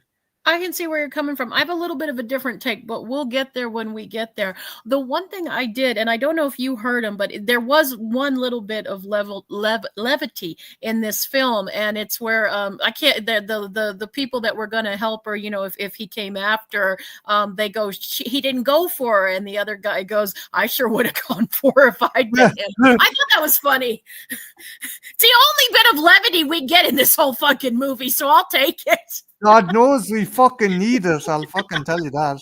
But I thought it was kind of a cute line because it's like about the only drop of levity in this whole goddamn movie. But I thought that was cute. But he doesn't fall for it. And you could, again, to be a little bit more of a, to be fair to this movie and to show that I try to, be analytical and all that, I will say that probably in the real world, like, okay, he might have not gone for it, but like the fact that she didn't have any, I would have had at least some protection, or maybe told the angry mob to stick around a little while. Like the fact that they're by themselves when he does. I mean, I know we need to get to point A to point B, but that was a little bit contrived that they didn't have any sort of protection or anything right after she inside. You know what I mean? Yeah, Like, no. It's like, okay, she's gone back to the apartment building and stuff like that, and you're like, you kind of jangled meat in yeah. front of the wolf. I'd be a bit more fucking cautious. Mm-hmm. Yeah, and I think in the real world we would have been, maybe even if we didn't have the angry mob, I would have had a couple of guns, you know. But it's a small nitpick, and I know why we need to not have them kind of, we need to have them unprotected to get onto our final act. As what you were saying about the final act, I can understand what you're doing, but see, I took it a different way. It is over the top. It is very over the our last act in this movie is very over the top, where he goes after both the our mentally challenged girl and the social worker, and he, because he's in such a sexual fever pitch because of what she did to him, and he's after both of them. And it's a chilling line when he says, I'm gonna fuck you to death, when he tells the social worker, I'm gonna fuck you to death. And it's just like, Jesus fucking Christ. But the thing I take from this is that it's his mental illness or whatever, the personalities are literally fighting, right? And he's going into a psychosis, and the monster has won. He's killed whatever goodness is inside of him, and literally the beast is coming out, and it's so physical. He reminds me of, he's almost on PCP. It's such a physical and such a brutal thing. Again, I was getting vibes of James McAvoy at the end of, even like the shaved head. Mm-hmm. And yes, but again, don't you think he was shedding whatever bit of humanity? See, I took that as shed. There's a scene, and again, double-edged sword. I think it has a lot to say, but I think it also is maybe somewhat detrimental. He has a literal metamorphosis where he shaves his head, and he's wearing, I think, a wrestling onesie or speedo or whatever the fuck you call it.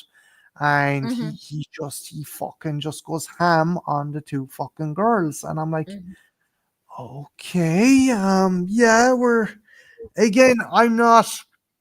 I'm not trying to delegitimize what came before this scene, but any illusions of subtlety, or any kind of ideas of a more nuanced kind of thriller has fucking left the building, and what we have now is some kind of roided up sexual fucking Hulk. Just fucking, he's just fucking, he's off the fucking reservation at this point. But I think that's kind of the point, though. You know what I mean?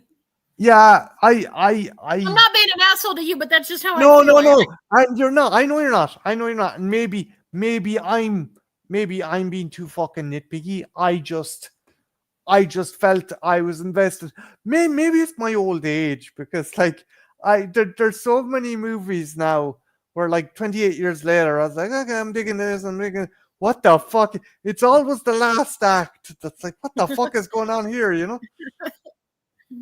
I get you. No, but there's a lot of people who have the same problem. Like I'm not disregarding your criticisms, and I can see it. But to me, I just took it, like you said, as literally a metamorphosis. Whatever parts of him that were still somewhat in touch with humanity is gone. He literally, when he shaved his head, all bets were fucking off. Basically, to put it in a very oversimplified way, all bets were fucking off, and I liked it. And also, I have to talk about this scene, and this is one of the reasons why some of the Looney Tunes, it toned it down when he was going after the social worker and he was going to sexually violate her. The mentally challenged girl sees what's going to happen, and she loves, it's her big sister. In her heart and in her mind, it's her big sister, and she remembers her, what happened to her. Literally, you cut to a flashback of her on that table getting raped, and she doesn't want that to happen to her big sister. And again, this movie also talks about the powers of love and how it can hurt, but it can heal and help, but it also can hurt. And he's using the love between each other to hurt. And so, to protect her big sister, she starts taking off her clothes and she's offering herself so her big sister doesn't have to go through it. And that scene just breaks me every time. It just does. I'm like, oh my fucking God. It's yeah. Did it not strike you that that's a No, it did. You have this person with a limited mental capacity, but the decency and the beauty of the human shines through, that they're willing to go through that horrible traumatic event again to fucking save someone they care about. Mm-hmm. And yeah, it's fucking harrowing. Mm-hmm. Yeah, But that's a scene that just, but they follow it up then with like fucking her hitting him with stuff, hitting him with sandals and hitting him with a plastic tub. And I'm like, come on, you were on a fucking roll here. But again, I think they were trying, again, she's working with, and I'm not being, unkind to the character, but she can't think like someone, okay, I'll grab this. She's still somewhat of a limited capacity. So she's working with what she has. You know what I mean? Like that seems like true to the character. It's like a child trying to protect a parent. Yeah, exactly. Yeah. Like, and I think that's what, but I see where you're going. I even thought it too, to be fair to you. I even thought it too, but then I thought, wait a minute, she's still, she's still thinking like a kid would, and maybe not using the right weapons and stuff. And I mean, think about how harrowing it is. She's reliving her trauma. She's her, her big sister's getting hurt, and that's all she has left in the world and stuff. So I get where it's coming from. And it also very much is very slasher. We turn into kind of a slasher. I as a slasher fan, I really appreciated it, but I wondered if it was the right place and time and tone when big sister, the light thing shatters. It's very much reminiscent of Halloween Kills. I just watched that last night, and it takes the long light thing and sticks it down in his neck. Fluorescent bulbs. Yeah. Again, it was like, okay, I get it. He's big, he's strong, but now you've essentially made a movie monster. You've made the fucking you've made. Don't you think all the rage that was pent up inside of him, maybe it could lead to that? Again, it could be some kind of, fucking, his sexual drive is so high, as you said, maybe it's the equivalent to PCP. Yeah, that's kind of how I equip it. And I don't know how if that really works in the real world, but I just think that all this repressed rage and all these women and all these fucking whores and his mother, you wonder if you bottle it up, eventually it couldn't be like a drug breaking into your system. Probably not. I'm probably giving it a very poetic license, but that's kind of how it made it in my it's sense in my head. I don't know, like, yeah, I suppose, like, I'm fairly sure there's been some randy lads who've been in the middle of the business and they get a Charlie horse and they're like, oh, fuck, get off me, get the fuck off me, fuck it, sorry. No, I get you, but it is but and it the scene does.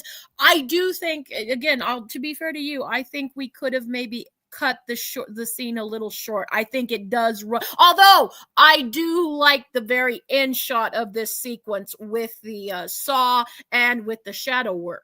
Yeah, that was, I was like, okay, the director knows what he's doing with that. Mm-hmm. I'm I'll let you talk about it because you'll probably speak more eloquently than I will.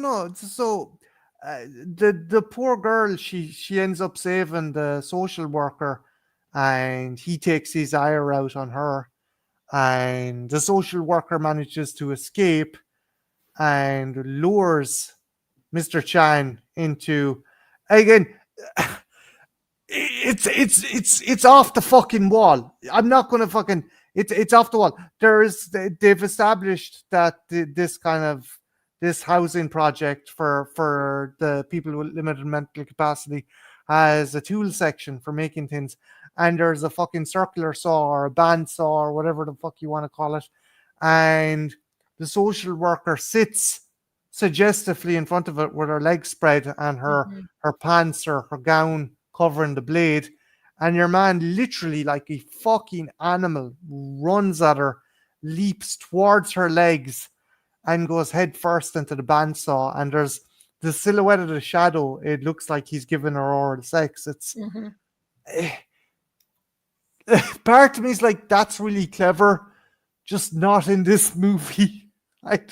I'm sorry. No, I want to have an honest dialogue. It really worked for me. And also, you got to remember, it's almost exactly like how his mother died on the hatchet. Yeah, it Yeah. is the cleaver going into her throat and him Mhm. going like the marriage of sexuality and violence at his end is And with his mother, paired with his mother. mother. Yeah, Yeah. yeah. Um, and yeah, the ending though, the ending was a fucking, it was a kick in the balls. I was expecting something worse. I was expecting them both to be murdered and him to get off scot-free. Thankfully that didn't happen, but we still have a fairly bleak ending.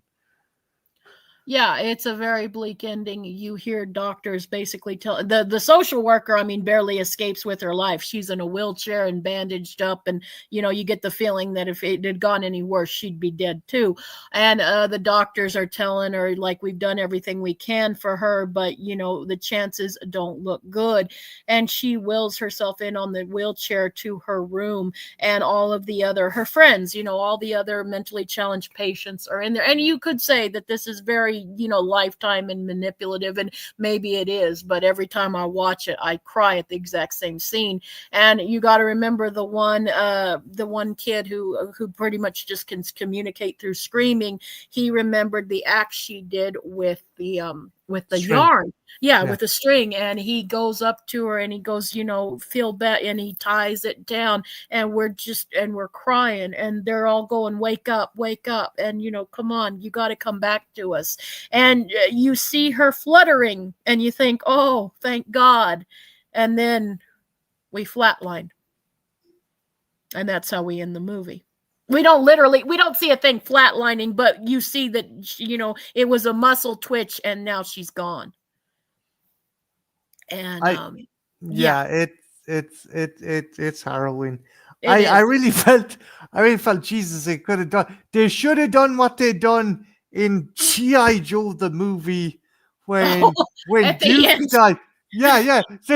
So okay, I'm going off on a bit of tangent. The Transformers movie had Optimus Prime die. So when G.I. Joe killed off Duke, they panicked and they're like, fuck. So they had some obvious audio in the background. Duke's gonna make it. Someone should have had a voice in the back. She's gonna make it, but obviously that's.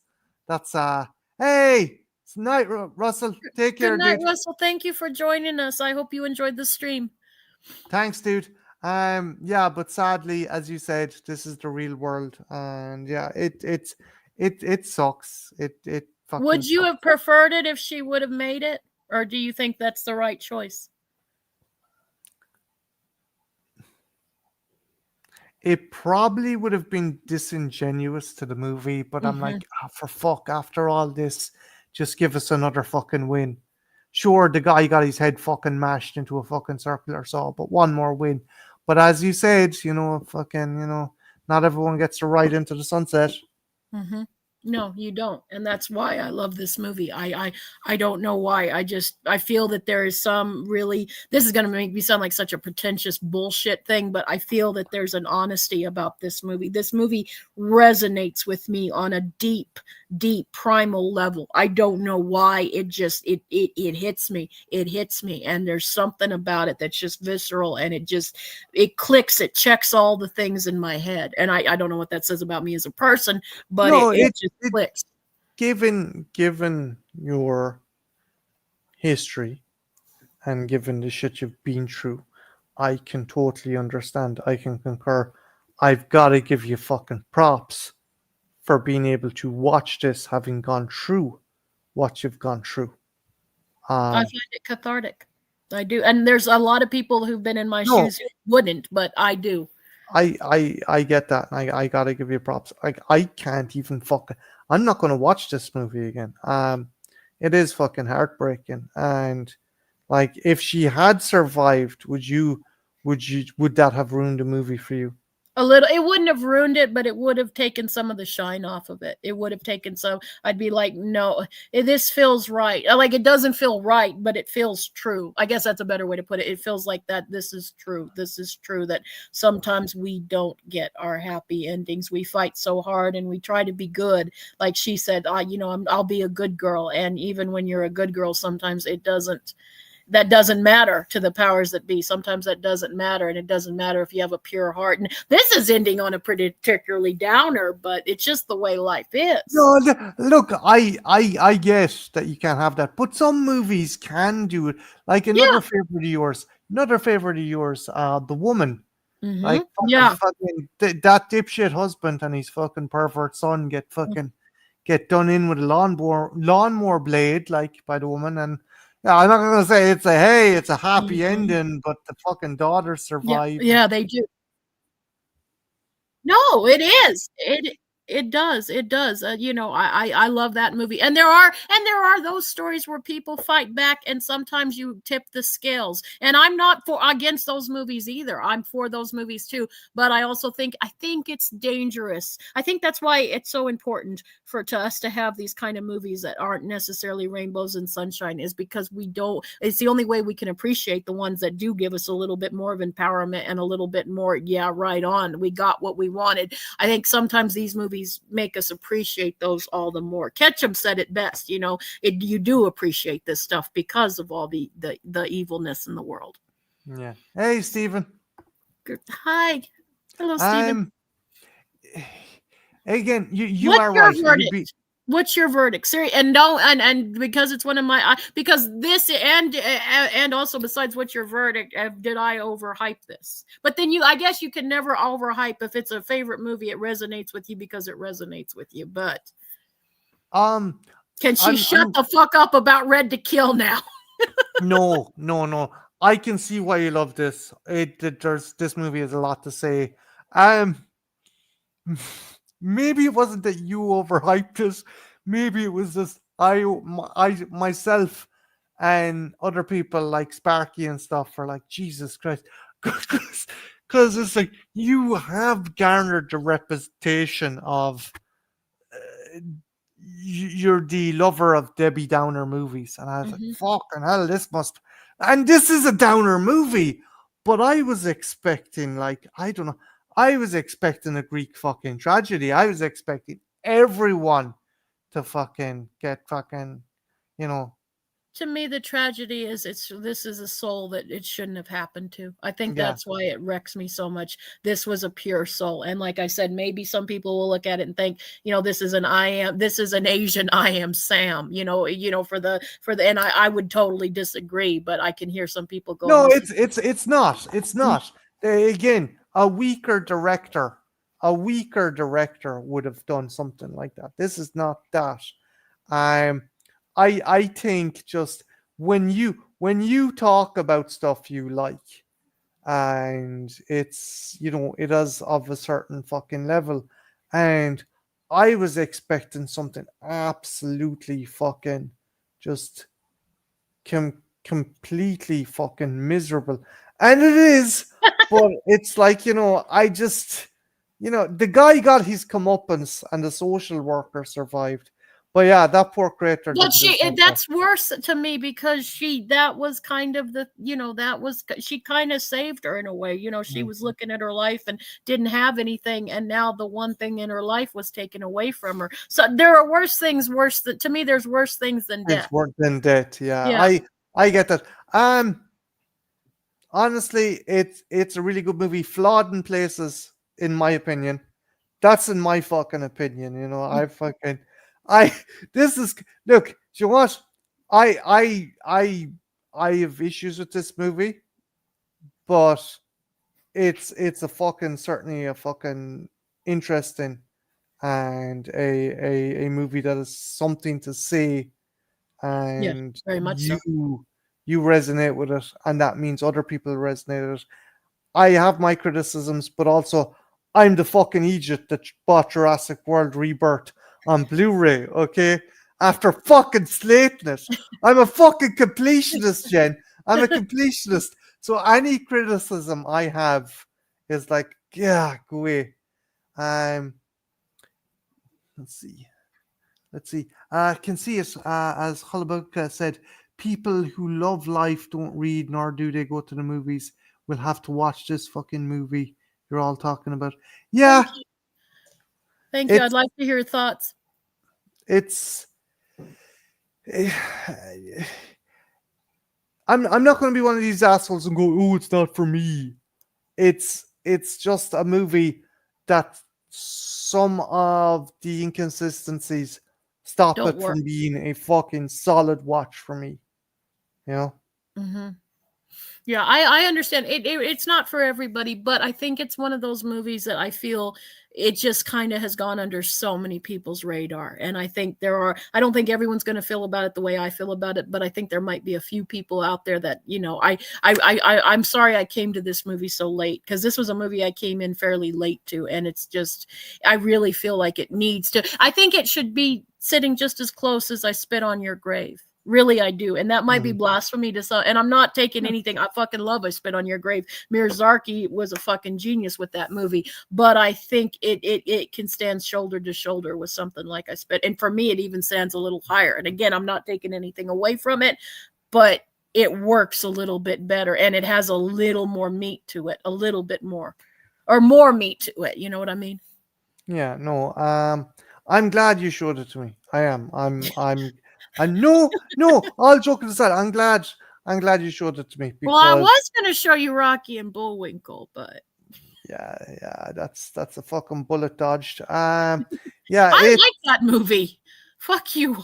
I like that Jesus movie. Are you Christ talking to Almighty. me? Look, I made myself the sacrificial cow by saying I bought fucking Jurassic World Rebirth on Blu-ray. Okay, that's all the fucking levity you're getting off me now for that. Okay, um, this is an interesting one. I like again put into the category fucking put into the category kind of label or brand. I don't know. I think this could have been released by Tartan Asia Extreme. I think it could have been released underneath like one of the fucking the boutique labels, and Mhm. it's hey Anthony. Hey, Anthony. Oh, yeah, I did hear you went there. I heard you had a good time. I'm really glad. That's awesome, dude. That Um, is. this I will pay the movie. I will say this, as I said, and I was just about to say this. It's I don't know, is it a compliment or is it? I think this movie should be maybe under a more mainstream label, like the Tartan label, Mhm. because I've looked online. It's very hard to fucking get on DVD, and when you do find it, You it's pay a fucking fortune. exorbitantly priced. It Like is.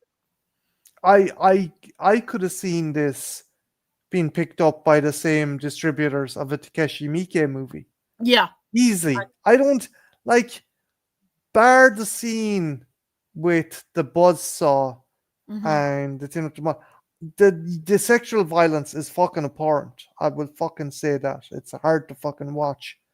But there's some other stuff like Visitor Q. Mhm. This would be on the level. I don't have you seen Visitor Q? Yeah, I have.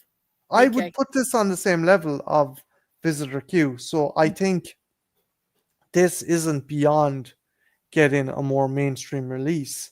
Or do you think I hope it am I fucking am I totally desensitized to fucking bullshit that I I think that it should, but I don't know if it will. Like I said, I think it's under so many people's radars. I found this through a list. I'm always, because I'm always looking for disturbing and extreme cinema, and I found somebody had it on the list. It sounded interesting, and I fell in love with it. But like it's under, it's from 1994, and a lot of people don't like horror film. A lot for a horror film, foreign films. People kind of, some people aren't too big on foreign films to begin with, and it's like from 1994, so that is might as well be like in the Middle Ages, in stuff. And then and some people find this movie, as much as I praise it, and there are people that find it just sleazy exploitation and seriously distasteful. And when they say fucked up, they don't mean it in a complimentary way like I do when I say it's fucked up,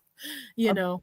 the thing is Arrow have released the likes of Audition and Battle Royale. I think Mm-hmm. But that if that's Mike. When you got Mike's name on Audition, that could be part of it too. Yeah, Brian. Usually it is because of subtitles. I've heard a lot of people say the. but but but look, at the end of the day, Jen, if fucking if Arrow Video can release the Turtles trilogy, including fucking Secret of the Use, why the fuck can't they release this? I mean, fucking keep that hard edge, you know?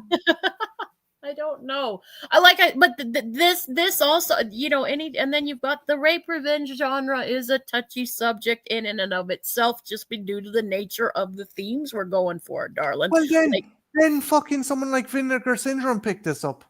I wish it would. I wish they would, but I don't know that. I don't know if the demand would be out there for it. I love this movie. I hope if someone stumbles upon this stream and anything we're saying, you might be more like Marty and you might go, "Oh, she really overhyped this one." But I hope there's at least one person that'll like, "Oh, I'm going to check this out," and they'll be like, "Okay, yeah, this is for me." No, look, I'll only watch this movie once, but I do think if, say, you have watched the likes of Visitor Q, which is a very different movie, if you are galvanized to watch that or Audition or I Saw the Devil, this is a bit more extreme in regards to kind of sexual violence and sexual themes, but I think you would be able to watch this. I was expecting something a lot more visceral, a lot more kind I of. get you what you mean. To me, it's an emotional thing with me. It's on the emotional because you care about you care about all these characters. You could even say that our monster is a victim to a point. To a point. I mean, you see your mother being a whore, her killing your father and your brother. It's probably going to do things to your head. Well, like that fucking buzzsaw. Exactly like Fucking, that, or the hatchet. Yeah, exactly. yeah. Exactly. Uh, For me, this is a movie that is an A+.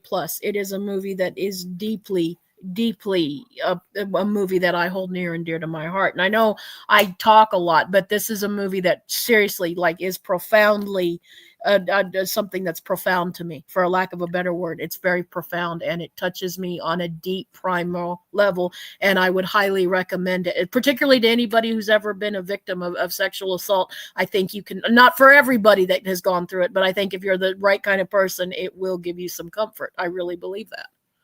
I Oh, Stephen says I only walked out in one film, The Great Ecstasy of Robert Kay. Haven't I seen that. haven't seen that. I haven't. I'll check. I'll kind of do some research on it. Sounds interesting. If you've walked out on it, was it because it was bad or because it was too extreme?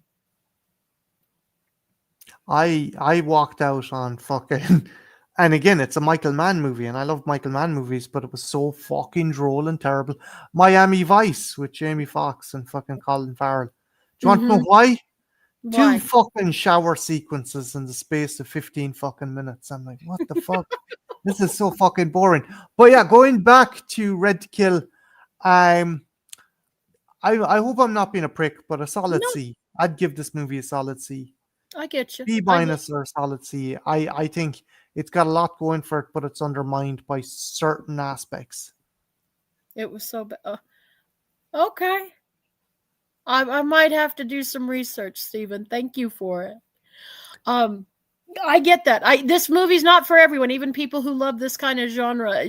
There's plenty of reviews out there that is eviscerated. You've been pretty kind. I've seen people who have absolutely eviscerated it. At least you can acknowledge that this is not a. Despite your problems with it, I think you can acknowledge this movie has a lot more to say than you might think it does. Yeah, oh yeah. There's more going on than something that's a scuzzy kind of fucking movie. Yeah. It's got it does have that grimy fucking DNA, but Mm-hmm. it's got something to say. I'll take a movie that at least has something to fucking say. It can be scuzzy as fuck, but if it has something to, and this again, I don't think this movie is that scuzzy. It's fucking uncomfortable and horrible, but it's not cheap exploitation. It has some things to say. It has things to say about sexual assault and violence towards people with a limited mental capacity.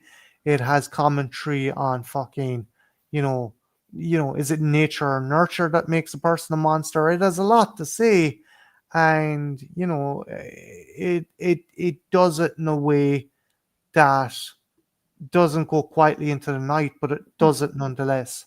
Mm-hmm. I would agree. I would agree. I'm glad we got to talk about it, darling. I really am.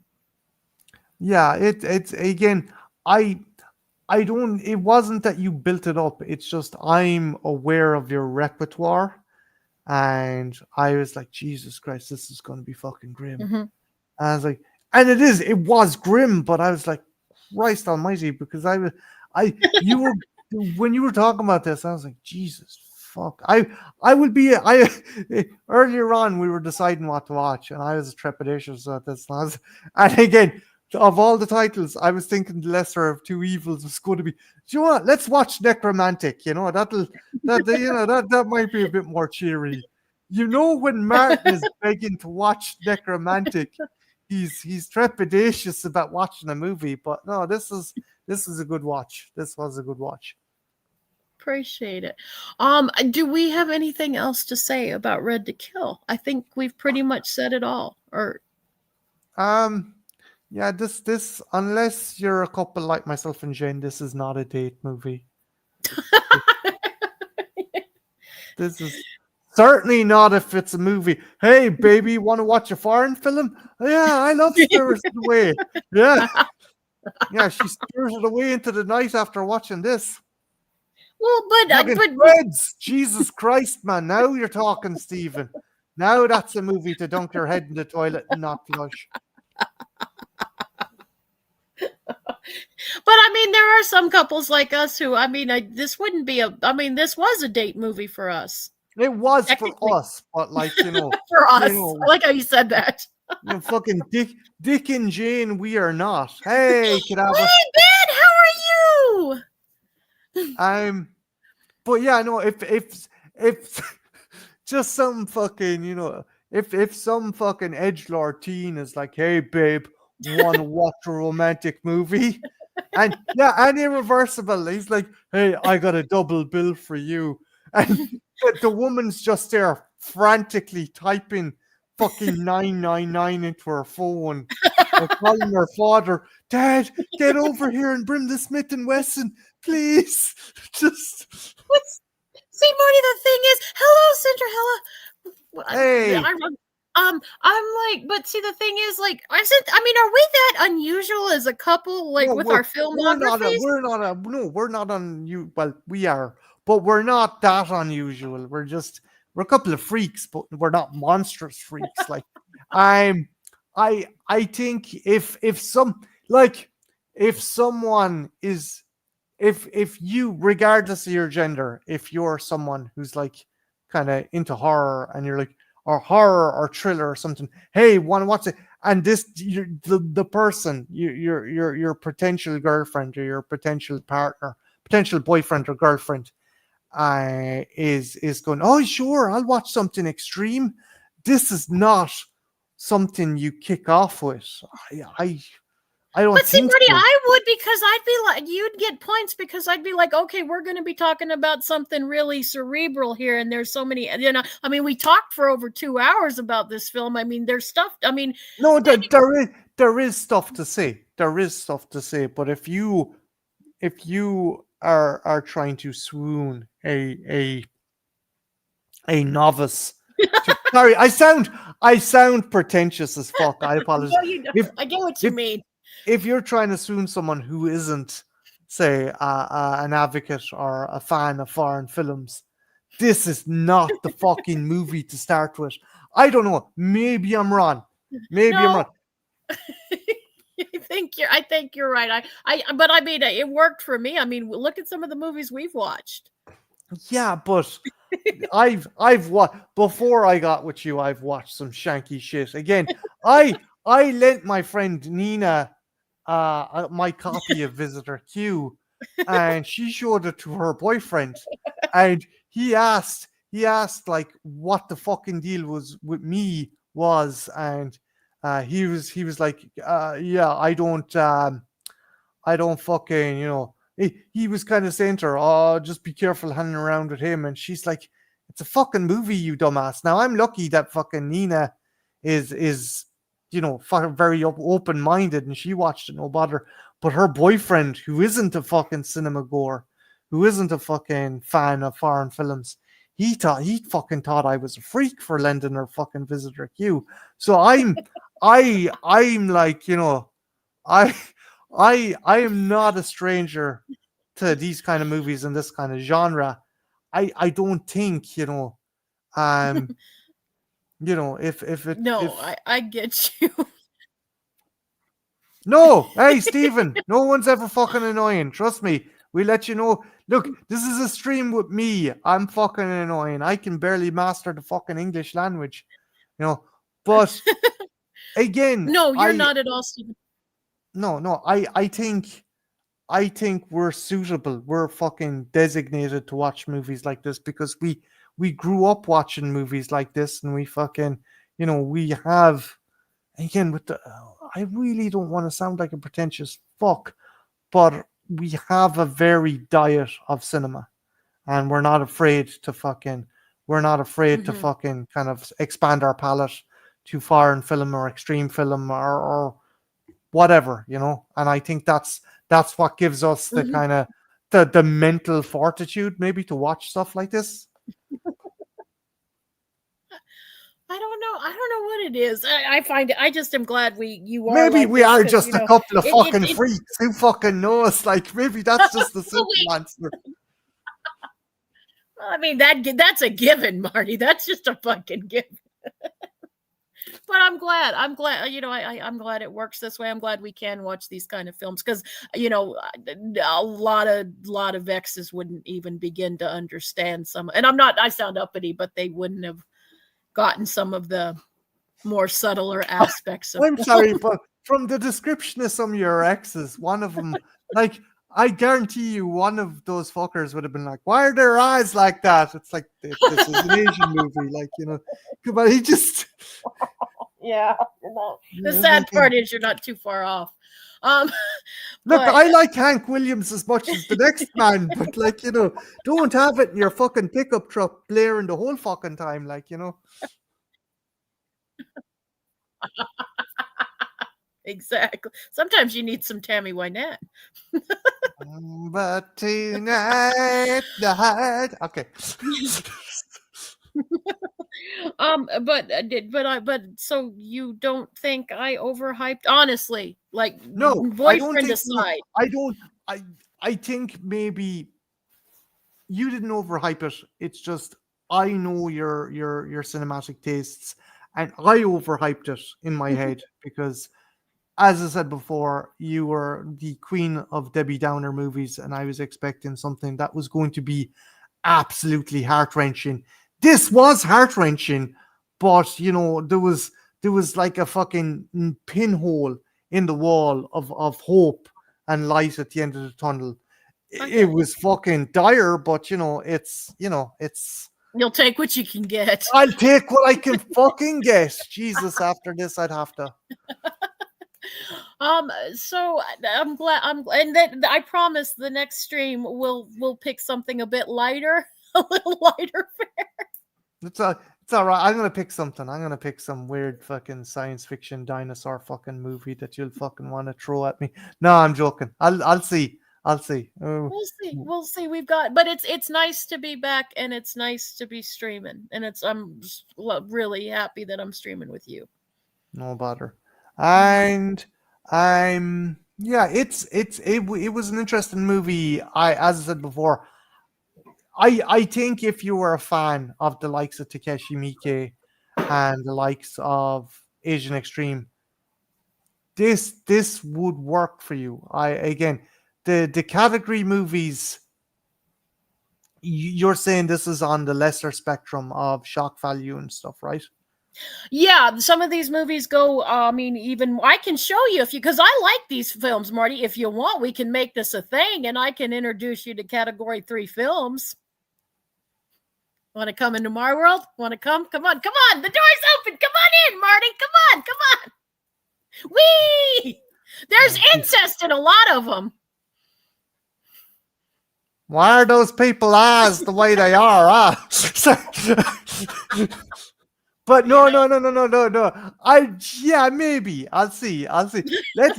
Let's go with necromantic next, and then fucking. Yeah, I love that. I'm That's no, like now you're asking. I'm not gonna go fucking shit kicker and say I won't watch them with you because fucking. I can watch fucking extreme horror movies with the best of them. Mm-hmm. I don't mind. They ain't speaking the English. What's going on here? And then we got the Terrifier 4 movie coming out sometime in the next year. Yeah, I do fucking love you. Dogtooth is great. Dogtooth is great. That's a good Dogtooth is a fucking watch and a half.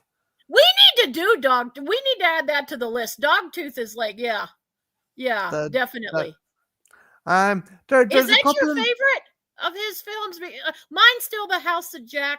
I think that's I go back and forth. Although I find Antichrist. Marty, we need to do Antichrist.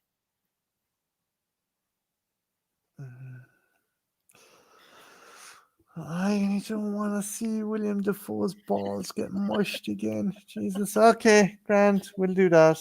Cats. We're not watching Cats, Stephen. Just I'll watch a lot of things, but not Cats. Maybe we'll do Cats for a trash fire. I don't fucking know. People have been asking us for a while for that one. Stephen's not the first person that's brought Cats up for trash fire. I still owe you and Trenchy a bunch of porn as well. I gotta fucking. And Rocky and Bullwinkle. We should do Rocky and Bullwinkle. Can we do porn instead, please? Are you talking to me? No one else is here, so I guess I am talking to you. Jesus Christ. It's Robert. See why it's funny? It's because he's playing. Hey, Jen, is it almost as good as fucking Al Pacino and a fucking Adam Sandler fucking? Jesus Christ. It's Pacino. It's not Al anymore. It's Dunk. Dunkachino. Don't mind if I do. Jesus fuck. Fuck you, Marty. Since that one was on my channel. But No. Hey guys in the chat, I need your help. Would you guys like me and Marty to redo a trash fire that got lost because of my channel? Could we do Jack and Jill? Would you guys like us to do Jack and Jill as a trash fire? Because I like this movie. You are my princess.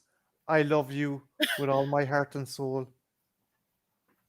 Oh, but Jesus, I stop. like that movie, Marty. I think it's funny. Yeah, like Brian's going seriously. Fucking hell. We've got some movies, but like seriously, Antichrist and stuff. We should do a month of his movies one time. Maybe we will. We'll throw Jack and Jill in there as well, just to fucking, hanging. I mean, we can't. I will, but we got to do Rocky and Bullwinkle. But anyway, it's funny because Robert De Niro was in that movie, that Taxi movie, and then he played Fearless Leader. And as Fearless Leader, he said that famous line from that Martin Scorsese picture. That's why that's the joke. Ha, ha, ha. Thank you, Brian. So, Steven's with us. Yes, it's so fucking bad. It's good. See, people have kind of spoken, Marty. I may actually drink the Mestos before I fucking. Are you going to keep the people in suspense about what we're going to do for the next live stream? It'll be me and Marty are going to kind of, if I don't fuck up like I did tonight. The reason why we're a little late was it was both. It was both our fuck ups, mainly mine because I got the times wrong, and Jen had it set up, and then she had to fucking start it again because of me. So it was my fuck up, it wasn't yours. No, but that's why. But I will try to play football and we'll go back and forth. I feel like Hammer Horror Retro Week. Maybe Stephen. Although it'd be great if we had Sean on. I'd love to talk about Dr. Jekyll and Sister Hyde. Actually, that's one Hammer movie that doesn't get enough fucking attention. Sparky too. Sparky loves that movie. But it's your channel. You pick. What is next? What have you coming out next, review wise? Review wise, there is a film that might be coming out. I'm still, stuff. Like Trenchy says, it'll be out when it's out. Okay. Yeah. Okay, cool. What about you? Me, I have a King Kong review up. If anyone wants to check that out, it's the old McFarlane Movie Maniacs King Kong. And I do want to do something for Halloween week, so I might do 2 movie reviews. I'm thinking Virus. I love that movie. Jamie Lee Curtis hates that fucking movie. She hates it. But that movie has a special place in my heart, and because it was one of the big inspirations for the last comic I did. And yeah, so I might do that. And I do want to do an exploration on another horror movie, but I'm going to keep that under my hat. No, Brian, I done a review of a figure. It's the original Willis O'Brien designed King Kong.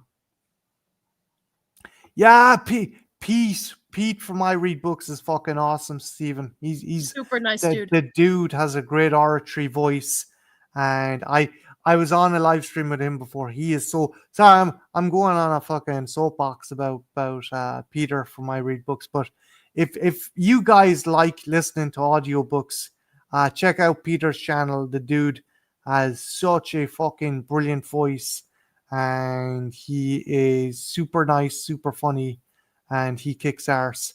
Does very much so. Brian, no, it's good, but I have to go with the original fucking Marion C. Cooper King Kong. That is the best. The Willis O'Brien stop motion and the cast and everything. It's dated in certain regards. The depiction of fucking certain races and stuff is very fucking arcane. But I will always love that original King Kong. Sorry, Jen. I went on a bit of soapbox, and it's your fucking stream. No, it's our stream, and no, it's the monkey, right? That's them their monkey, right? Yes, it's Jesus Christ Almighty. I watch all these misery rapey movies, and you can't get the name of one gorilla right, for fuck's sake. I know, I know.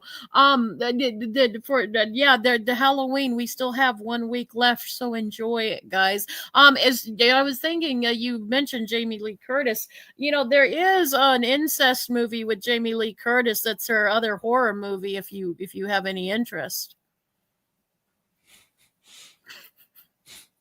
If Michael Myers 101 is still in the chat, he probably knows exactly what I'm talking about. It's nothing to do with the Halloween franchise, but I have a No, feeling I know it. I know you done a review of it as well. I'm just saying. You know, if you want to see a horror movie with Jamie Lee Curtis that's not Halloween, I have one and it has incest in it. no, no. Do you know what? No, at some stage soon we'll I want to rip off that fucking bandage right away. We will do Necromantic because I promised to watch it with you, and I stand by that. I know you And did, but it was my choice and I picked Red to Kill. So like if you want to wait till next birthday, that's fair. Because I did I'm this. let's see. What was you Stephen, you weren't being fucking crapola. You're grand. You're fucking awesome in the chat, dude. Yeah, we really appreciate you. We do. We appreciate everybody who comes and listens to us, but you guys make this stream really fun, and I hopefully you guys enjoy listening to Marty and my stuff. Marty's interesting. No, this is fuck off. Hey, let's listen to the lad who sounds like he escaped the Irish famine in a time machine. Yeah, fucking yeah, no, go way out of that. You're There's a fucking lot of women that think your voice is sexy, darling. I am the equivalent of fucking I am the equivalent of fucking I don't know who the fuck who's the biggest shit guy? Conrad Twitty. I am the Irish equivalent of Conrad fucking Twitty. You know he did a cover of oh damn it, what's the name of that song? Hello, my darling. No, It's it was a been a Pointer long Sisters song. It time. was a Pointer Sisters song. It's raining men. No, god damn it, the Pointer Sisters. Fuck, this is gonna bother me. It's a fuck. Are you sure it's on? Can you imagine Conrad Twitty singing Raining Men for the first time in history? It's starting to rain, man. Fucking hell. Aye. Wait, I gotta fucking, what is the name of that goddamn song? It's gonna drive me nuts. Hang on a second. Because Conrad Trinity did a fucking cover of it. And I love Okay, lads. Thank you. Did sorry. What? Did a fucking cover of Slow Hand. I wanted those slow not Neutron hands. Dance, Brian. It was Slow Hand. Jesus Christ.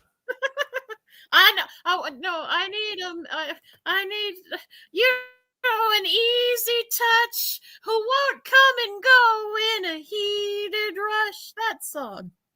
Slow hands. I know the Neutron Dance. It is from Beverly Hills Cop. It wasn't that when it. Seriously, he did it. It's a pretty fucking good cover. Cinderella says, I hear the darnest things on this channel. Yes, you fucking do. Yes, you do. Oh, the things does get said. We need to do something with that Conway Twitty and Pointer Sisters song. If we get married, you need to work it into one of my. I want it. If you know what? If we get married, that can be our dance, our first dance. Be on point for us, honestly. We fucking would actually. Yeah. I was going to say, people would be shocked. They'd be like, "Nah, this fucking tracks with those two freaks." Or super freak. Might be too on the nose. Super. That would be. No, look, that wouldn't be us. We'd fucking, but will we do a bit of a roll call to the awesome people who came into the chat before we head away? Yes, a big thank you from everybody who came out tonight. I really appreciate it. Y'all made my first stream just really awesome. And again, I promise I won't keep beating this dead horse, but it was kind of special because this was technical, not technically, I guess. I don't fucking know. But thank you to Brian, to Steven, to Larry. Larry came in a while. Russell came in. Michael Myers came in. Cinderella came in. Lamona came in. Yeah. Texas came in. Ethel came in. I think. Ben? Ben, Cadaver Club. It was so nice to see Ben again. I need to write to Ben. I've been meaning to write to Ben forever. Let's see, and the guy in the overcoat. Yeah, that who the watches fuck us is with that nothing dude? else. I'm gonna break his fucking legs. Oh, thank you, Lamona. No, it was an awesome stream, and you were a fantastic host. Oh. No, it's not Ben Grimm. It's another Ben. It's another Ben. There's so many Ben. There's Boogie You Ben. know so many Bens. You know what I'm saying? Ben This Grimm, Ben and that Cadaver Ben Club. and Gentle Ben. I know 3 Bens. I know Boogeyman Ben, I know Cadaver Club Ben, and I know Ben Grimm. And all of these Bens are fabulous. All 3 of these Bens are fabulous. I guess I'm fucking chopped liver then, huh? Your name's not Ben, but you are. No, it's not fucking all. Maybe I need to change it to fucking Ben. Maybe that's what needs to happen. Ben Green. You're the most awesome Marty that there ever. There's no other Marty. See, like the other Bens have to share, but like nobody else could. Like no other Marty is Marty like you're Marty. But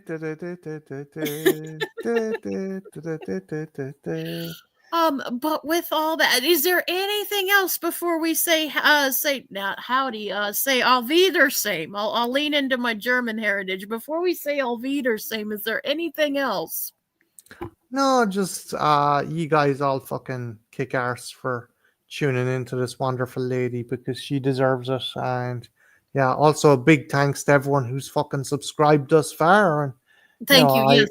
Thank you so much. And thank you for everyone who's done posts and stuff. I really appreciate it. I really do. That's letting other people know and that subscribe. And like Marty said, subscribed and just everything. See, I'm torn because like on the one hand, I'm trying not to bring it up because there's nothing worse than my old channel this, my old channel that, but I also don't want to be like an asshole and not show my appreciation, which I really do have a huge level of appreciation for everything everybody's done, all the nice things everybody's done.